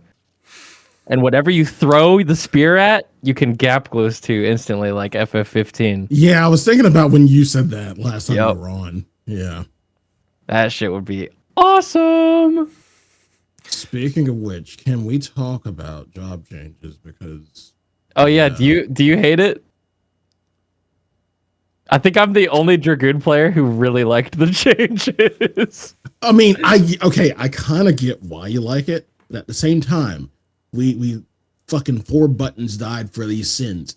I mean, yeah, we're strong as fuck now. We're strong as fuck now, boys. Yep. But God, did you have to like take away our button? I'm like, Yeah. if the like, I get why they did it, and I'm not mad that they did it that way, but Life Surge is still right fucking there. I don't like. I'm glad they did the Nastran change in hindsight, because like over the last week, I've been like, oh yeah, this is way better. But the fact that I still have Life Surge suppressed is just annoying as fuck. I mean, but it's just like I like the burst because it felt not necessarily busy. I mean, busy is good in my opinion too, but like yeah, it just felt like weighty because we had those Nastrong along with like every other OGCD that we were doing in the middle of fucking burst, and it just felt right. We were double weaving for like 6 GCDs in a row every 30 seconds. It was not okay. I don't care who thinks it was okay. It was not okay. I have a fundamental Like issue. for with somebody this who change. progs ultimates and savages, the amount of feints that I've missed because I've been fucking doing my stupid ass 4 Nastrons is insane. Okay, but here's the thing. I have a fundamental issue with this change. And it's funny you mention ultimates because it does actually involve that. Okay. I don't want more changes that make you rue the day you don't get a crit. And this is another change where now the damage variance on getting a crit versus not getting a crit is just as much of a fucking problem. After just dealing with it in top last expansion and having Fru around the fucking corner, I'm like, oh, for fuck's sake. I don't want to have 0.1% where we're like, well, none of my Nastrons crit. Well, okay. I get that. I totally understand. It is nowhere near as potent as something like Kyosho. And it won't ever be, I don't think. My concern is they keep going that way. But we still have so many, like, I'm hoping they don't go that direction too, because I would fucking hate to have a 2000 potency ability, you know? But yeah, it's still not that bad yet. Like, just take everything that's that much potency and split it into multiple smaller hits. Like, make double down 2 600 hits instead of a 1200 hit. Just do something. Just like create places where your abilities don't have, like, they can still do like crazy insane shit and numbers, but that they don't do it all in one hit. Like, or fix the fucking crit system. Yeah. Why do we need 2 crit stats? That's true. But here's the thing. I live in reality where I can only predict what will actually happen, not what won't happen. Yeah. So, like, there's just, like, what if Inner Release was, or like Fell Cleave, or I guess something else? What if they just made that 2 hits? What if they just fucking made Nastron 3 hits at once? Instead of, like, you can make a 1 button, but what if it was 300 potency hits instead? It's like Barrage. Yeah, I see what you mean. Yeah, that'd be cool too. And, you know, or fix crit, but, you know. Or fix crit. Or get rid of direct hit, or, you know, anything. Anything at all. I Please. swear. Let me just put it this way. If I have to pot phase 1 of Fru, I'm gonna lose it. Yeah, I agree. Like, I'm Hey, I'm just glad I have a burst window now for the first 1 minute of Fru. You know how annoying it was to not be able to play Dragoon because it just didn't do phase 1 good? Yeah, that's fair. Fucking sucked. I predict we will get 40 seconds into that fight on the first pull. 40 seconds. Think so? Well, the first mechanic looks like it's protean baits in, you know, for taking turns being in and then pairs are spread. That's what it looks like. So, yes, I assume I still haven't even looked at it. I gotta go look. It's literally, we just see the very first thing, and we only see him die to it immediately. Like, he turns it off while the first attack is going off, and it just looks like protean cleaves. Like, it looks like living liquid, like, go into bait, and then the second group goes into bait, just followed by either fire or lightning or light or whatever. So, and then I think it'll be a downtime mechanic. Great. I think it'll be a downtime mechanic right after that. Yay. I expect 2 downtime mechanics in phase 1 of Fru. I expect there to be, what is it, Shattered Sky and like something else? Scattered Sky? Sundered Sky. Sundered Sky, there you go. I expect both of those to just be like the whole phase. Turn of the Heavens. Well, yeah, I expect it to be like Thornton's first phase, except that there's going to be a prismatic hiding the fucking AoEs, the actual like fire and lightning things. Oh, God. You're going to have to find the actual fire and lightning things and the clones at the same time. And it's only going to be one. Oh, and then it's going to be a 4-player spread like Thornton in the safe spot for. You're a genius. The cleaves. Double Demon Fang? Some people will get that reference. I think I'm the only one of us 3, though. Yeah, no fucking idea. There's what game was it? It's one of the Tales of games where you can learn a skill while you're using it, and there's a clip of a guy doing an attack called Demon Fang. He goes, Demon Fang! Demon Fang! He goes, I must be a genius. Double Demon Fang! It's Tales of Symphonia, right? It's a really fucking good clip. It's so funny.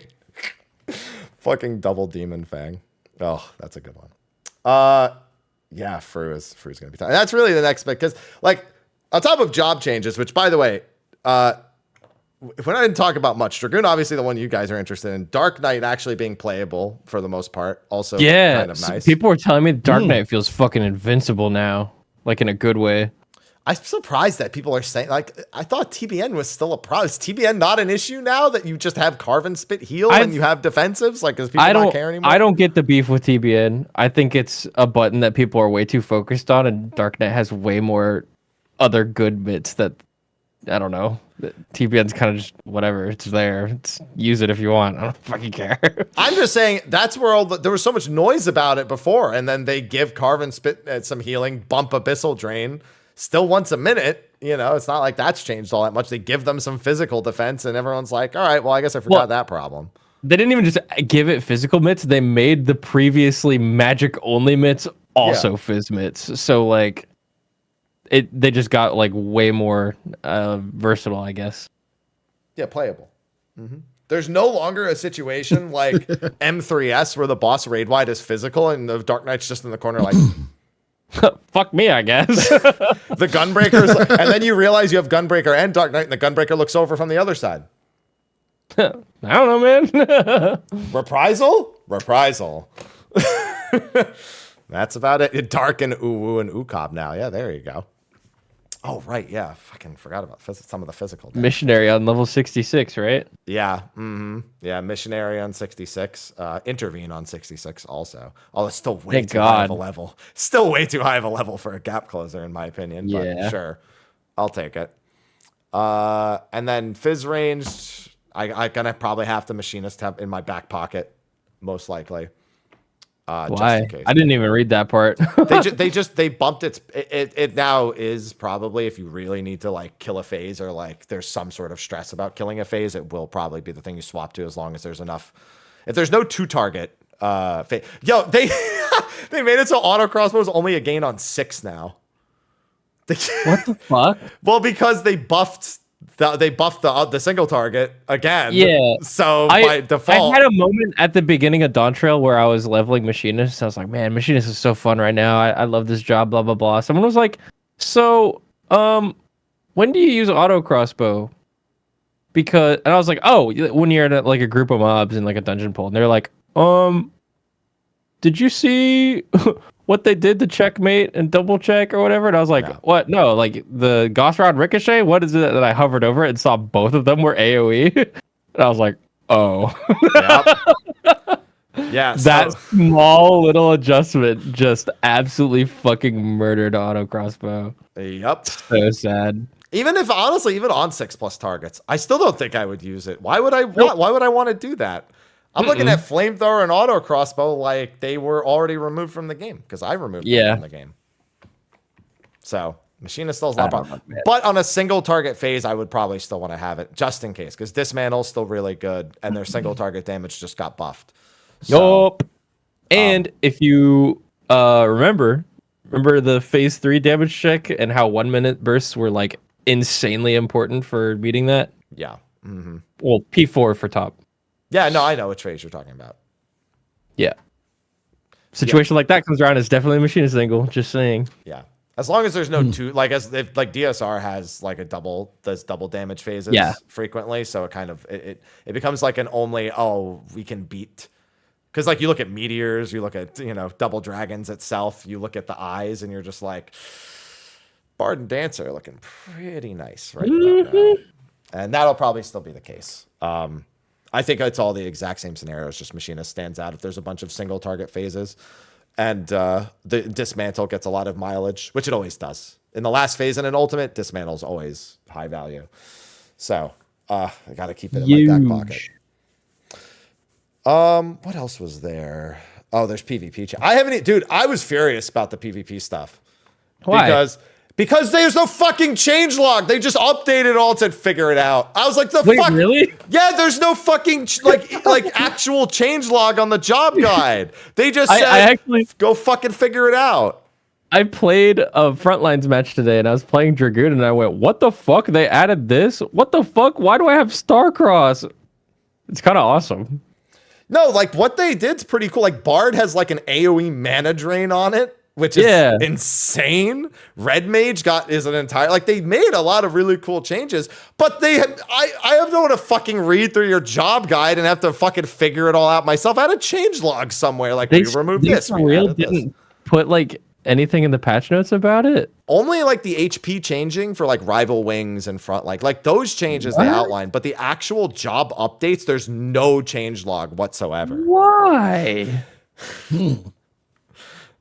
Yeah, Black Mage got changed. Like there's a lot of changes. What the fuck? That's so weird. The changes are you said it's in the job guide. So the job guide has what all the new skills are, and it'll say like new or updated next to it. But there's no like, this is like, you know how sometimes in like the patch notes, they'll list out like changes. There's nothing like that. You just have to look at it and understand and remember every job and what's different. It's not that hard to figure out. I was just not willing to scroll through 20 different fucking pages and like try to remember everything and be like, well, what did it do before? What is it? Essentially, you just have to learn 20 new jobs. Yeah, they don't even have like minor changes. Like they gave Astro a fucking double gap closer and a AoE stun as a follow-up. Yeah. On their ult. And they're just like, I don't know. That's what it does now. I don't know. It's so weird. Yeah, Paladin can ruin your guard now. You just say fuck your guard. Yeah. Monk is still an assassin at least. Yeah. Dragoon has a chaotic spring, which goes through guard too. Like now, instead of it was our get HP back ability, but at the same time, it goes through guard as well. What? Yeah. I saw they have Starcross after you press Gear Skoggle now, but that's insane. Scholar Chain negates 50% of guard on the target now. I'm so glad they're adding guard pierces because guard is so fucking annoying, man. It is. Yeah, having a mana drains as well to eliminate some of the tankiness. Like I've hated ninja. Like if I was a bard with a mana drain on a ninja, like just thinking back to 6.x, I'd be like, you're not fucking doing that. I will silence you. I will drain your mana. I will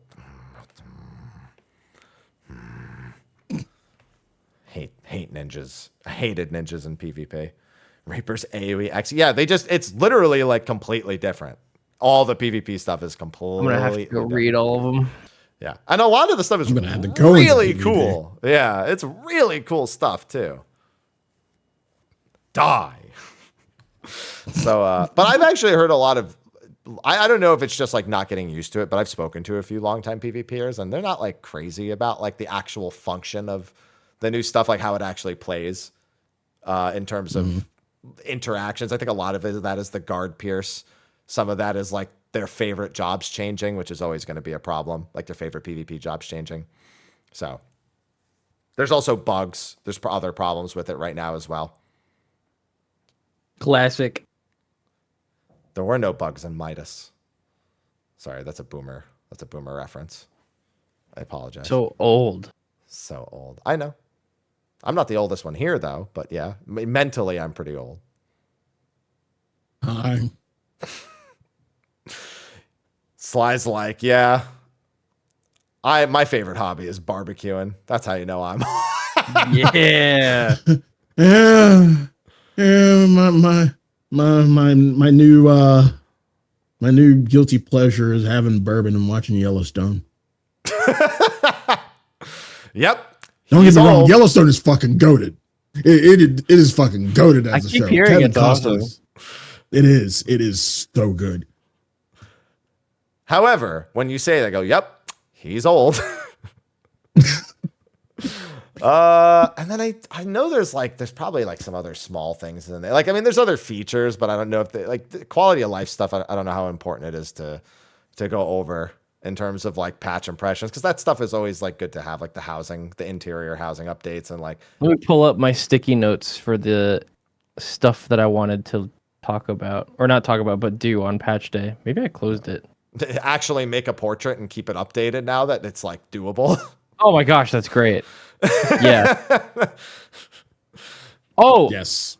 really, really minor compliment I'd like to add for the patch is the new Wintertide glam is fantastic. I've been wanting a decent scarf glamour in this game for so long, and they nailed it. It looks really nice. Wintertide is from Maps. right? Yeah. Yep. I was shocked that they added not only the joke weapons, but a brand new material on top of it for a new glam. Yeah. Because the fact that the joke weapons are in there, bro, maps are insane. Like, just selling a map is like 250K now on a lot of servers because people want that gamba chance at getting the joke weapons. Like, they added so much long-term value. People have no idea what maps are. Now are like, I need to learn what that is. It's a fun passive activity. Yep.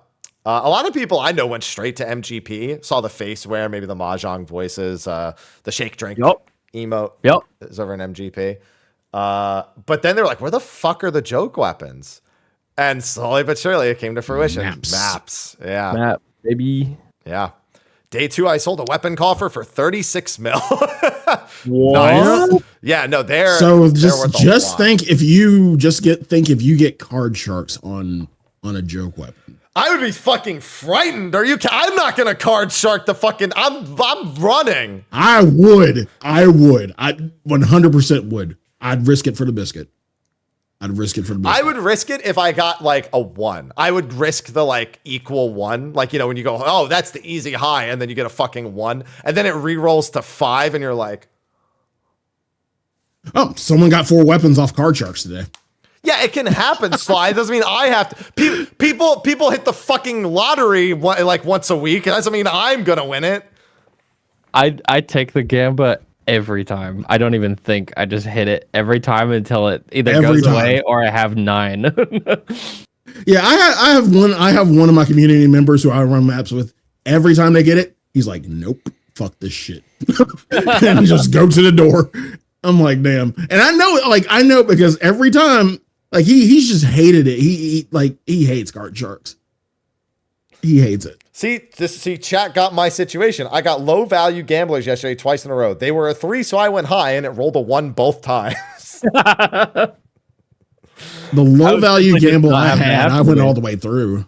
Yeah, well, congratulations, Sly. That's not gonna happen. It was like worth nothing. So I'm like, you know what? Fuck it. I'm not gonna lose anything from this, and I got all the way through. Card sharks. Not with an item that's 20 to 30 mil. Not for me. No way. I will say this. If I got one on that run, like let's say on the 3rd chamber, I got one, and then I got a card shark on the 4th, then I would do it. But I would only do it once, and only if it was like a 3 or lower. I would take the risk at like a 3 or lower, but not a 4 or a 5 or a 6. Fuck that. I do not have. I've watched it fail so many fucking So times. it has to be 1 or 2 or like 8 or 9. Pretty much, yeah. I have to have the like a majority odds of at least not drawing. Because if I draw, it's gonna go to fucking 5 right afterwards. I had it one time. It was a 1. It drew a 1. Then it rolled to 9 and drew a fucking 9. I rolled 9. I've had that happen before. Yeah. And then it went 4 and I guessed high and it was 2. So I've been damaged, Sly. That's all I'm saying. Been bit. Yep. Ugh. Oh, there's something else about the patch I wanted to bring up. What's up? So there was 8 new big fish added in 7.1. If you didn't hear. Yeah. So in case you guys weren't aware, or for anybody listening who wasn't aware, there is a community who specifically races to find all the new big fish every patch. You may be wondering, when you are big fishing, I wonder how people figured this out. I wonder how they got this. There's an entire presentation from Tyoto Taiyun, one of the players in the Fisherman's Horizon Discord, going over how they patternistically track down and learn about new fish parameters. Anyways, it's really fun. It's really cool. There's a lot of people that participate in discovery and spreadsheeting and reporting data, blah, blah, blah. Normally, on a 0.1, 0.2, 0.3, 0.4, whatever patch, it takes everybody collectively probably about 2 or 3 days, maybe even a week on the harder patches to find all the new big fish. The 7.1 big fish, the 8 new ones were found in under 5 hours. Game's The too spreadsheet casual. was done. I don't know if it was like a stroke of luck because like not all of them were like super easy parameters, but they got all of them really fast this patch. It was insane. Game is just being made for casuals now, man. Right? Like all just it is. uninstall. There's nothing to do. Wow. Yeah. Have fun with that. Oh, I will. Good. I That's love all that fishing. matters is what fun you have. You and only. Not for me. Not You will happening. eventually. He thinks he won't fish. They always fish. They always end up They fishing. always fish. Sooner or later, they fish. Yeah, and then I other than a bunch of other like really small things, I don't think there's anything else in particular to go Mahjong over. voices. Yeah, you mentioned that a little bit earlier, but I mean, Mahjong still plays the same. You know, it's just another. It's good. I'm glad that they're adding more reward structures. You know, again, anywhere where you can. There's like 5 new face wears across like the different things too. So, not to mention, there's the new minion and the new mount from Unreal, with the minion being Otis or Godus, as he should be properly named. Godus. Godus. Goat. Yeah. No, we covered the Pandemonium quest. Yeah. Yeah. Overall, very much in line with expectation. But again, there's still a lot of supportive systems being updated, which just gives you more to do.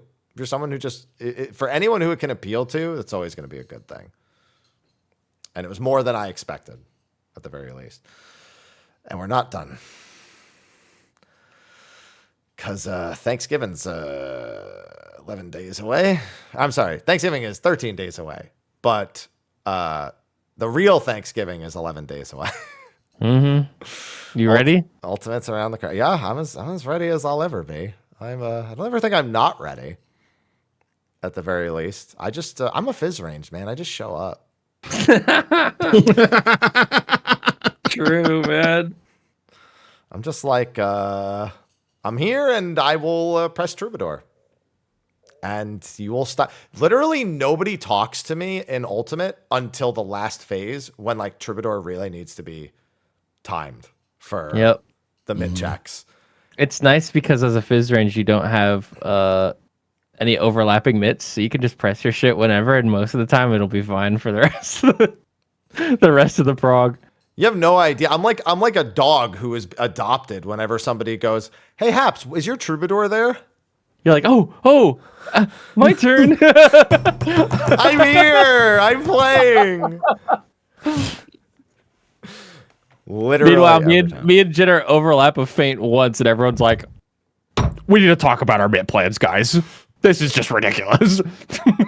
That's just true of every role. I like when tanks overlap. Like I've witnessed this for a decade now. Like obviously not that severe because the mid is a lot different now. But I've always just been the fizz range is just the participate, and we'll tell you when we need you to do something different. Okay. Nobody ever talks to us. I've got a fucking untargeted mitt for everybody, and nobody talks to me. Just press it, bro. Grow up. I've got an AoE heal buff, and no one's like, "Oh, that would help with shields during this part. Maybe we should ask him." They're like, Nah. Mantra? Hello, I have one too. Why are you only asking the melee? Jesus Christ. It's like, I get it. Like, we're only barely hanging on to participating in content. We give you the 1%, and you just need to tolerate us in the meantime. But, like, talk to me. How can I spend 15 days with a group and feel like I'm alone all at the same time? That's so fucking real. How long do you wanna place a bet? No stakes on how long you think it'll take for us to clear? Us? Oh, I don't know. It depends on the overall curve. I think this is gonna be Potentially the second fastest ultimate clear. I'm saying something. I forget how long Uwu took. T obviously being 3 days is a big anomaly. So that's I have to include it. Not top. Definitely not top. I think it's going to be puzzles that are difficult to figure out, but are really easy to do on repeat. And not by really easy. I think it's just Dawn Trail is I'm gonna blow your mind with what I'm asking you to do, but solving it. But like once it's solved, it's not like this execution, like mastery, like ultimate dissection mechanic, like a lot of top stuff is. You know, I think it'll be closer to DSR. And now that we've done DSR, if I think it's gonna be similar to DSR, if not just a couple days faster for us. yeah, that's about what I think. I think it's just gonna be having done DSR. This is going to be very, very systematically similar. The first phase is reminding me of T, which if that's the case, it's going to go really fast. Yeah. Uwu is 5 days. Yeah, this will be close. I think this will be 5 or 6 for whatever group does finish it first. And I think most groups actually won't be that far behind that. I don't think it's going to be an anomaly where one group's like way out in front and there's no groups that are close to it. Did you hear Echo's doing the in-person Race the World First thingy for FRU? Yeah, they put that out a while ago, I think, that they were going to do that. That they were doing. Well, they put out a while ago that they were sponsoring a team, but they just said like yesterday or something that they're doing like the whole ass event for it. Oh, I mean, I figured that was a lock-in anyway. I figured they weren't just going to do online because Echo wants, you know, they're all about production. I've worked at the Echo production team, and the Echo production team is great. So I fully expected that anyway. I love working with those guys. Very professional, the Echo team. Yes. So expect a very good thing. And Frosty teaming up with them, that was the announcement that I saw.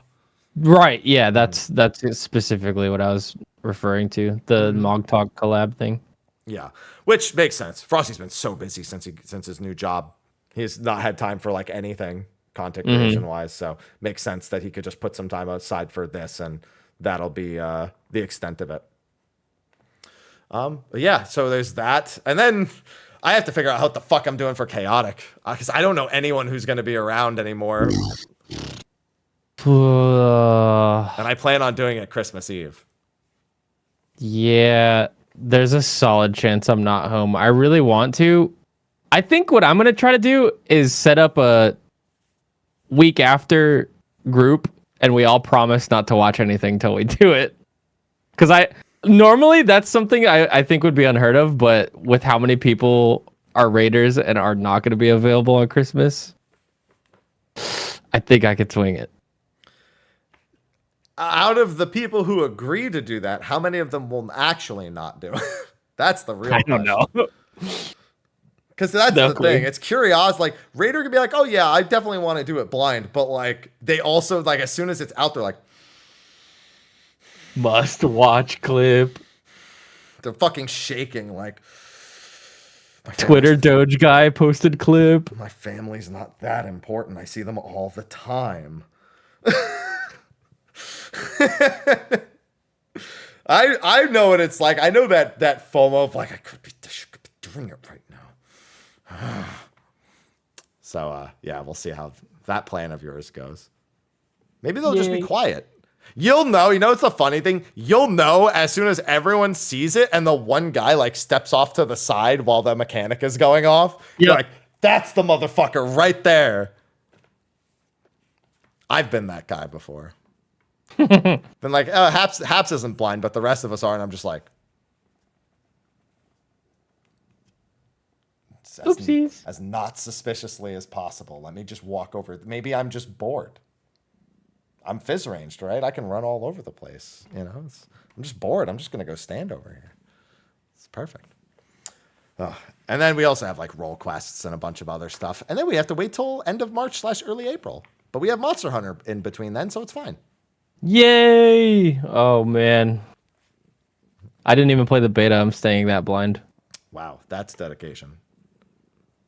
I might have a new weapon main after playing the beta, but we'll shit.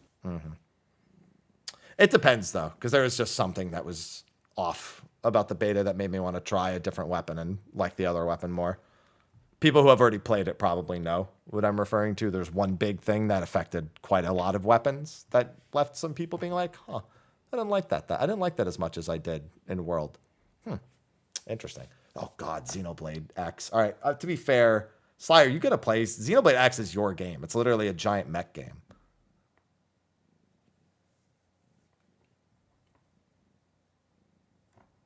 Sly, you're muted. I said I haven't played a Xenoblade in general, though. That doesn't matter. That's irrelevant for this one. It's giant mech. I know, but it all depends on what's out during, like, around that time. Usually, February, March is like the hell month.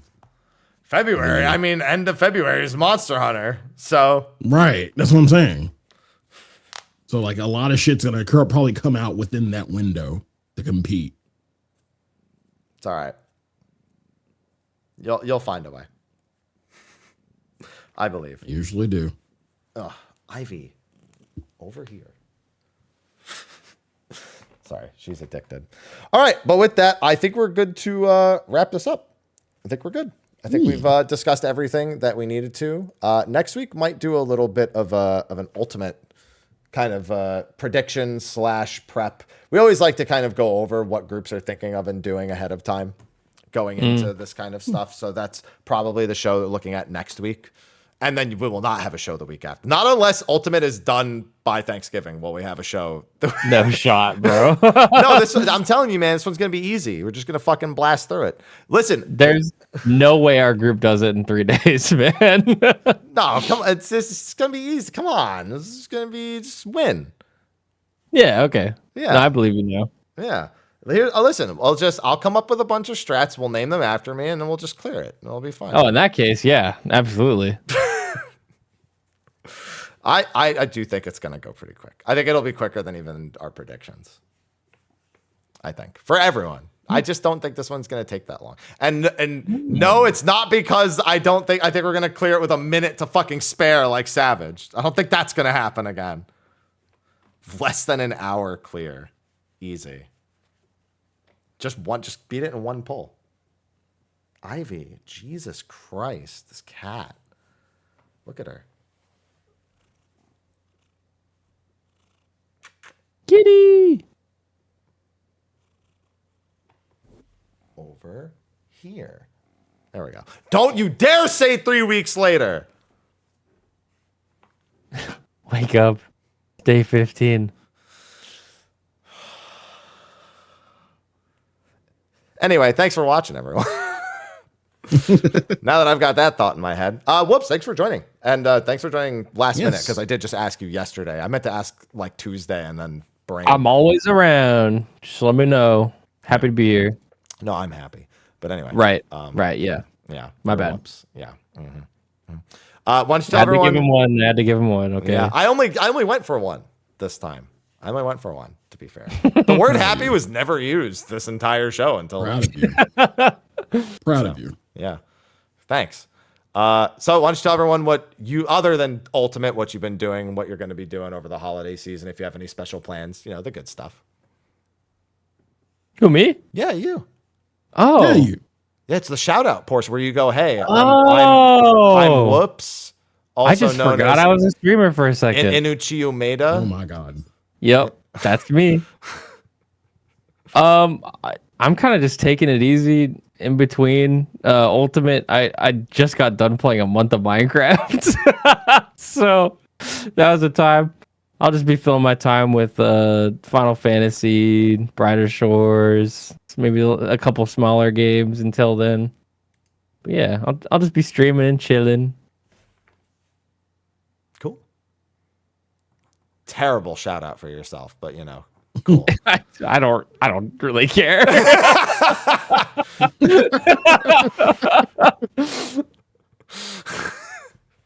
Sly, who also streams. What about you? Yeah. Hi, I'm Sly. You can find me at twitch.tv/Sly, aka Gray Fox. You can find me on Twitter at Sly, aka Gray Fox. You can find me on Bluesky Sly, aka Gray Fox. What am I doing right now? I'm kind of coasting as well. I will not be doing Ultimate. I will be actually doing a Thanksgiving, cooking, doing a turkey and all that jazz and whatnot. Doing the usual annual Thanksgiving gathering at the FC house because you don't fuck with tradition. Like I said, if you aren't able to spend time with your family or you want to get away from family, you can come to the FC house.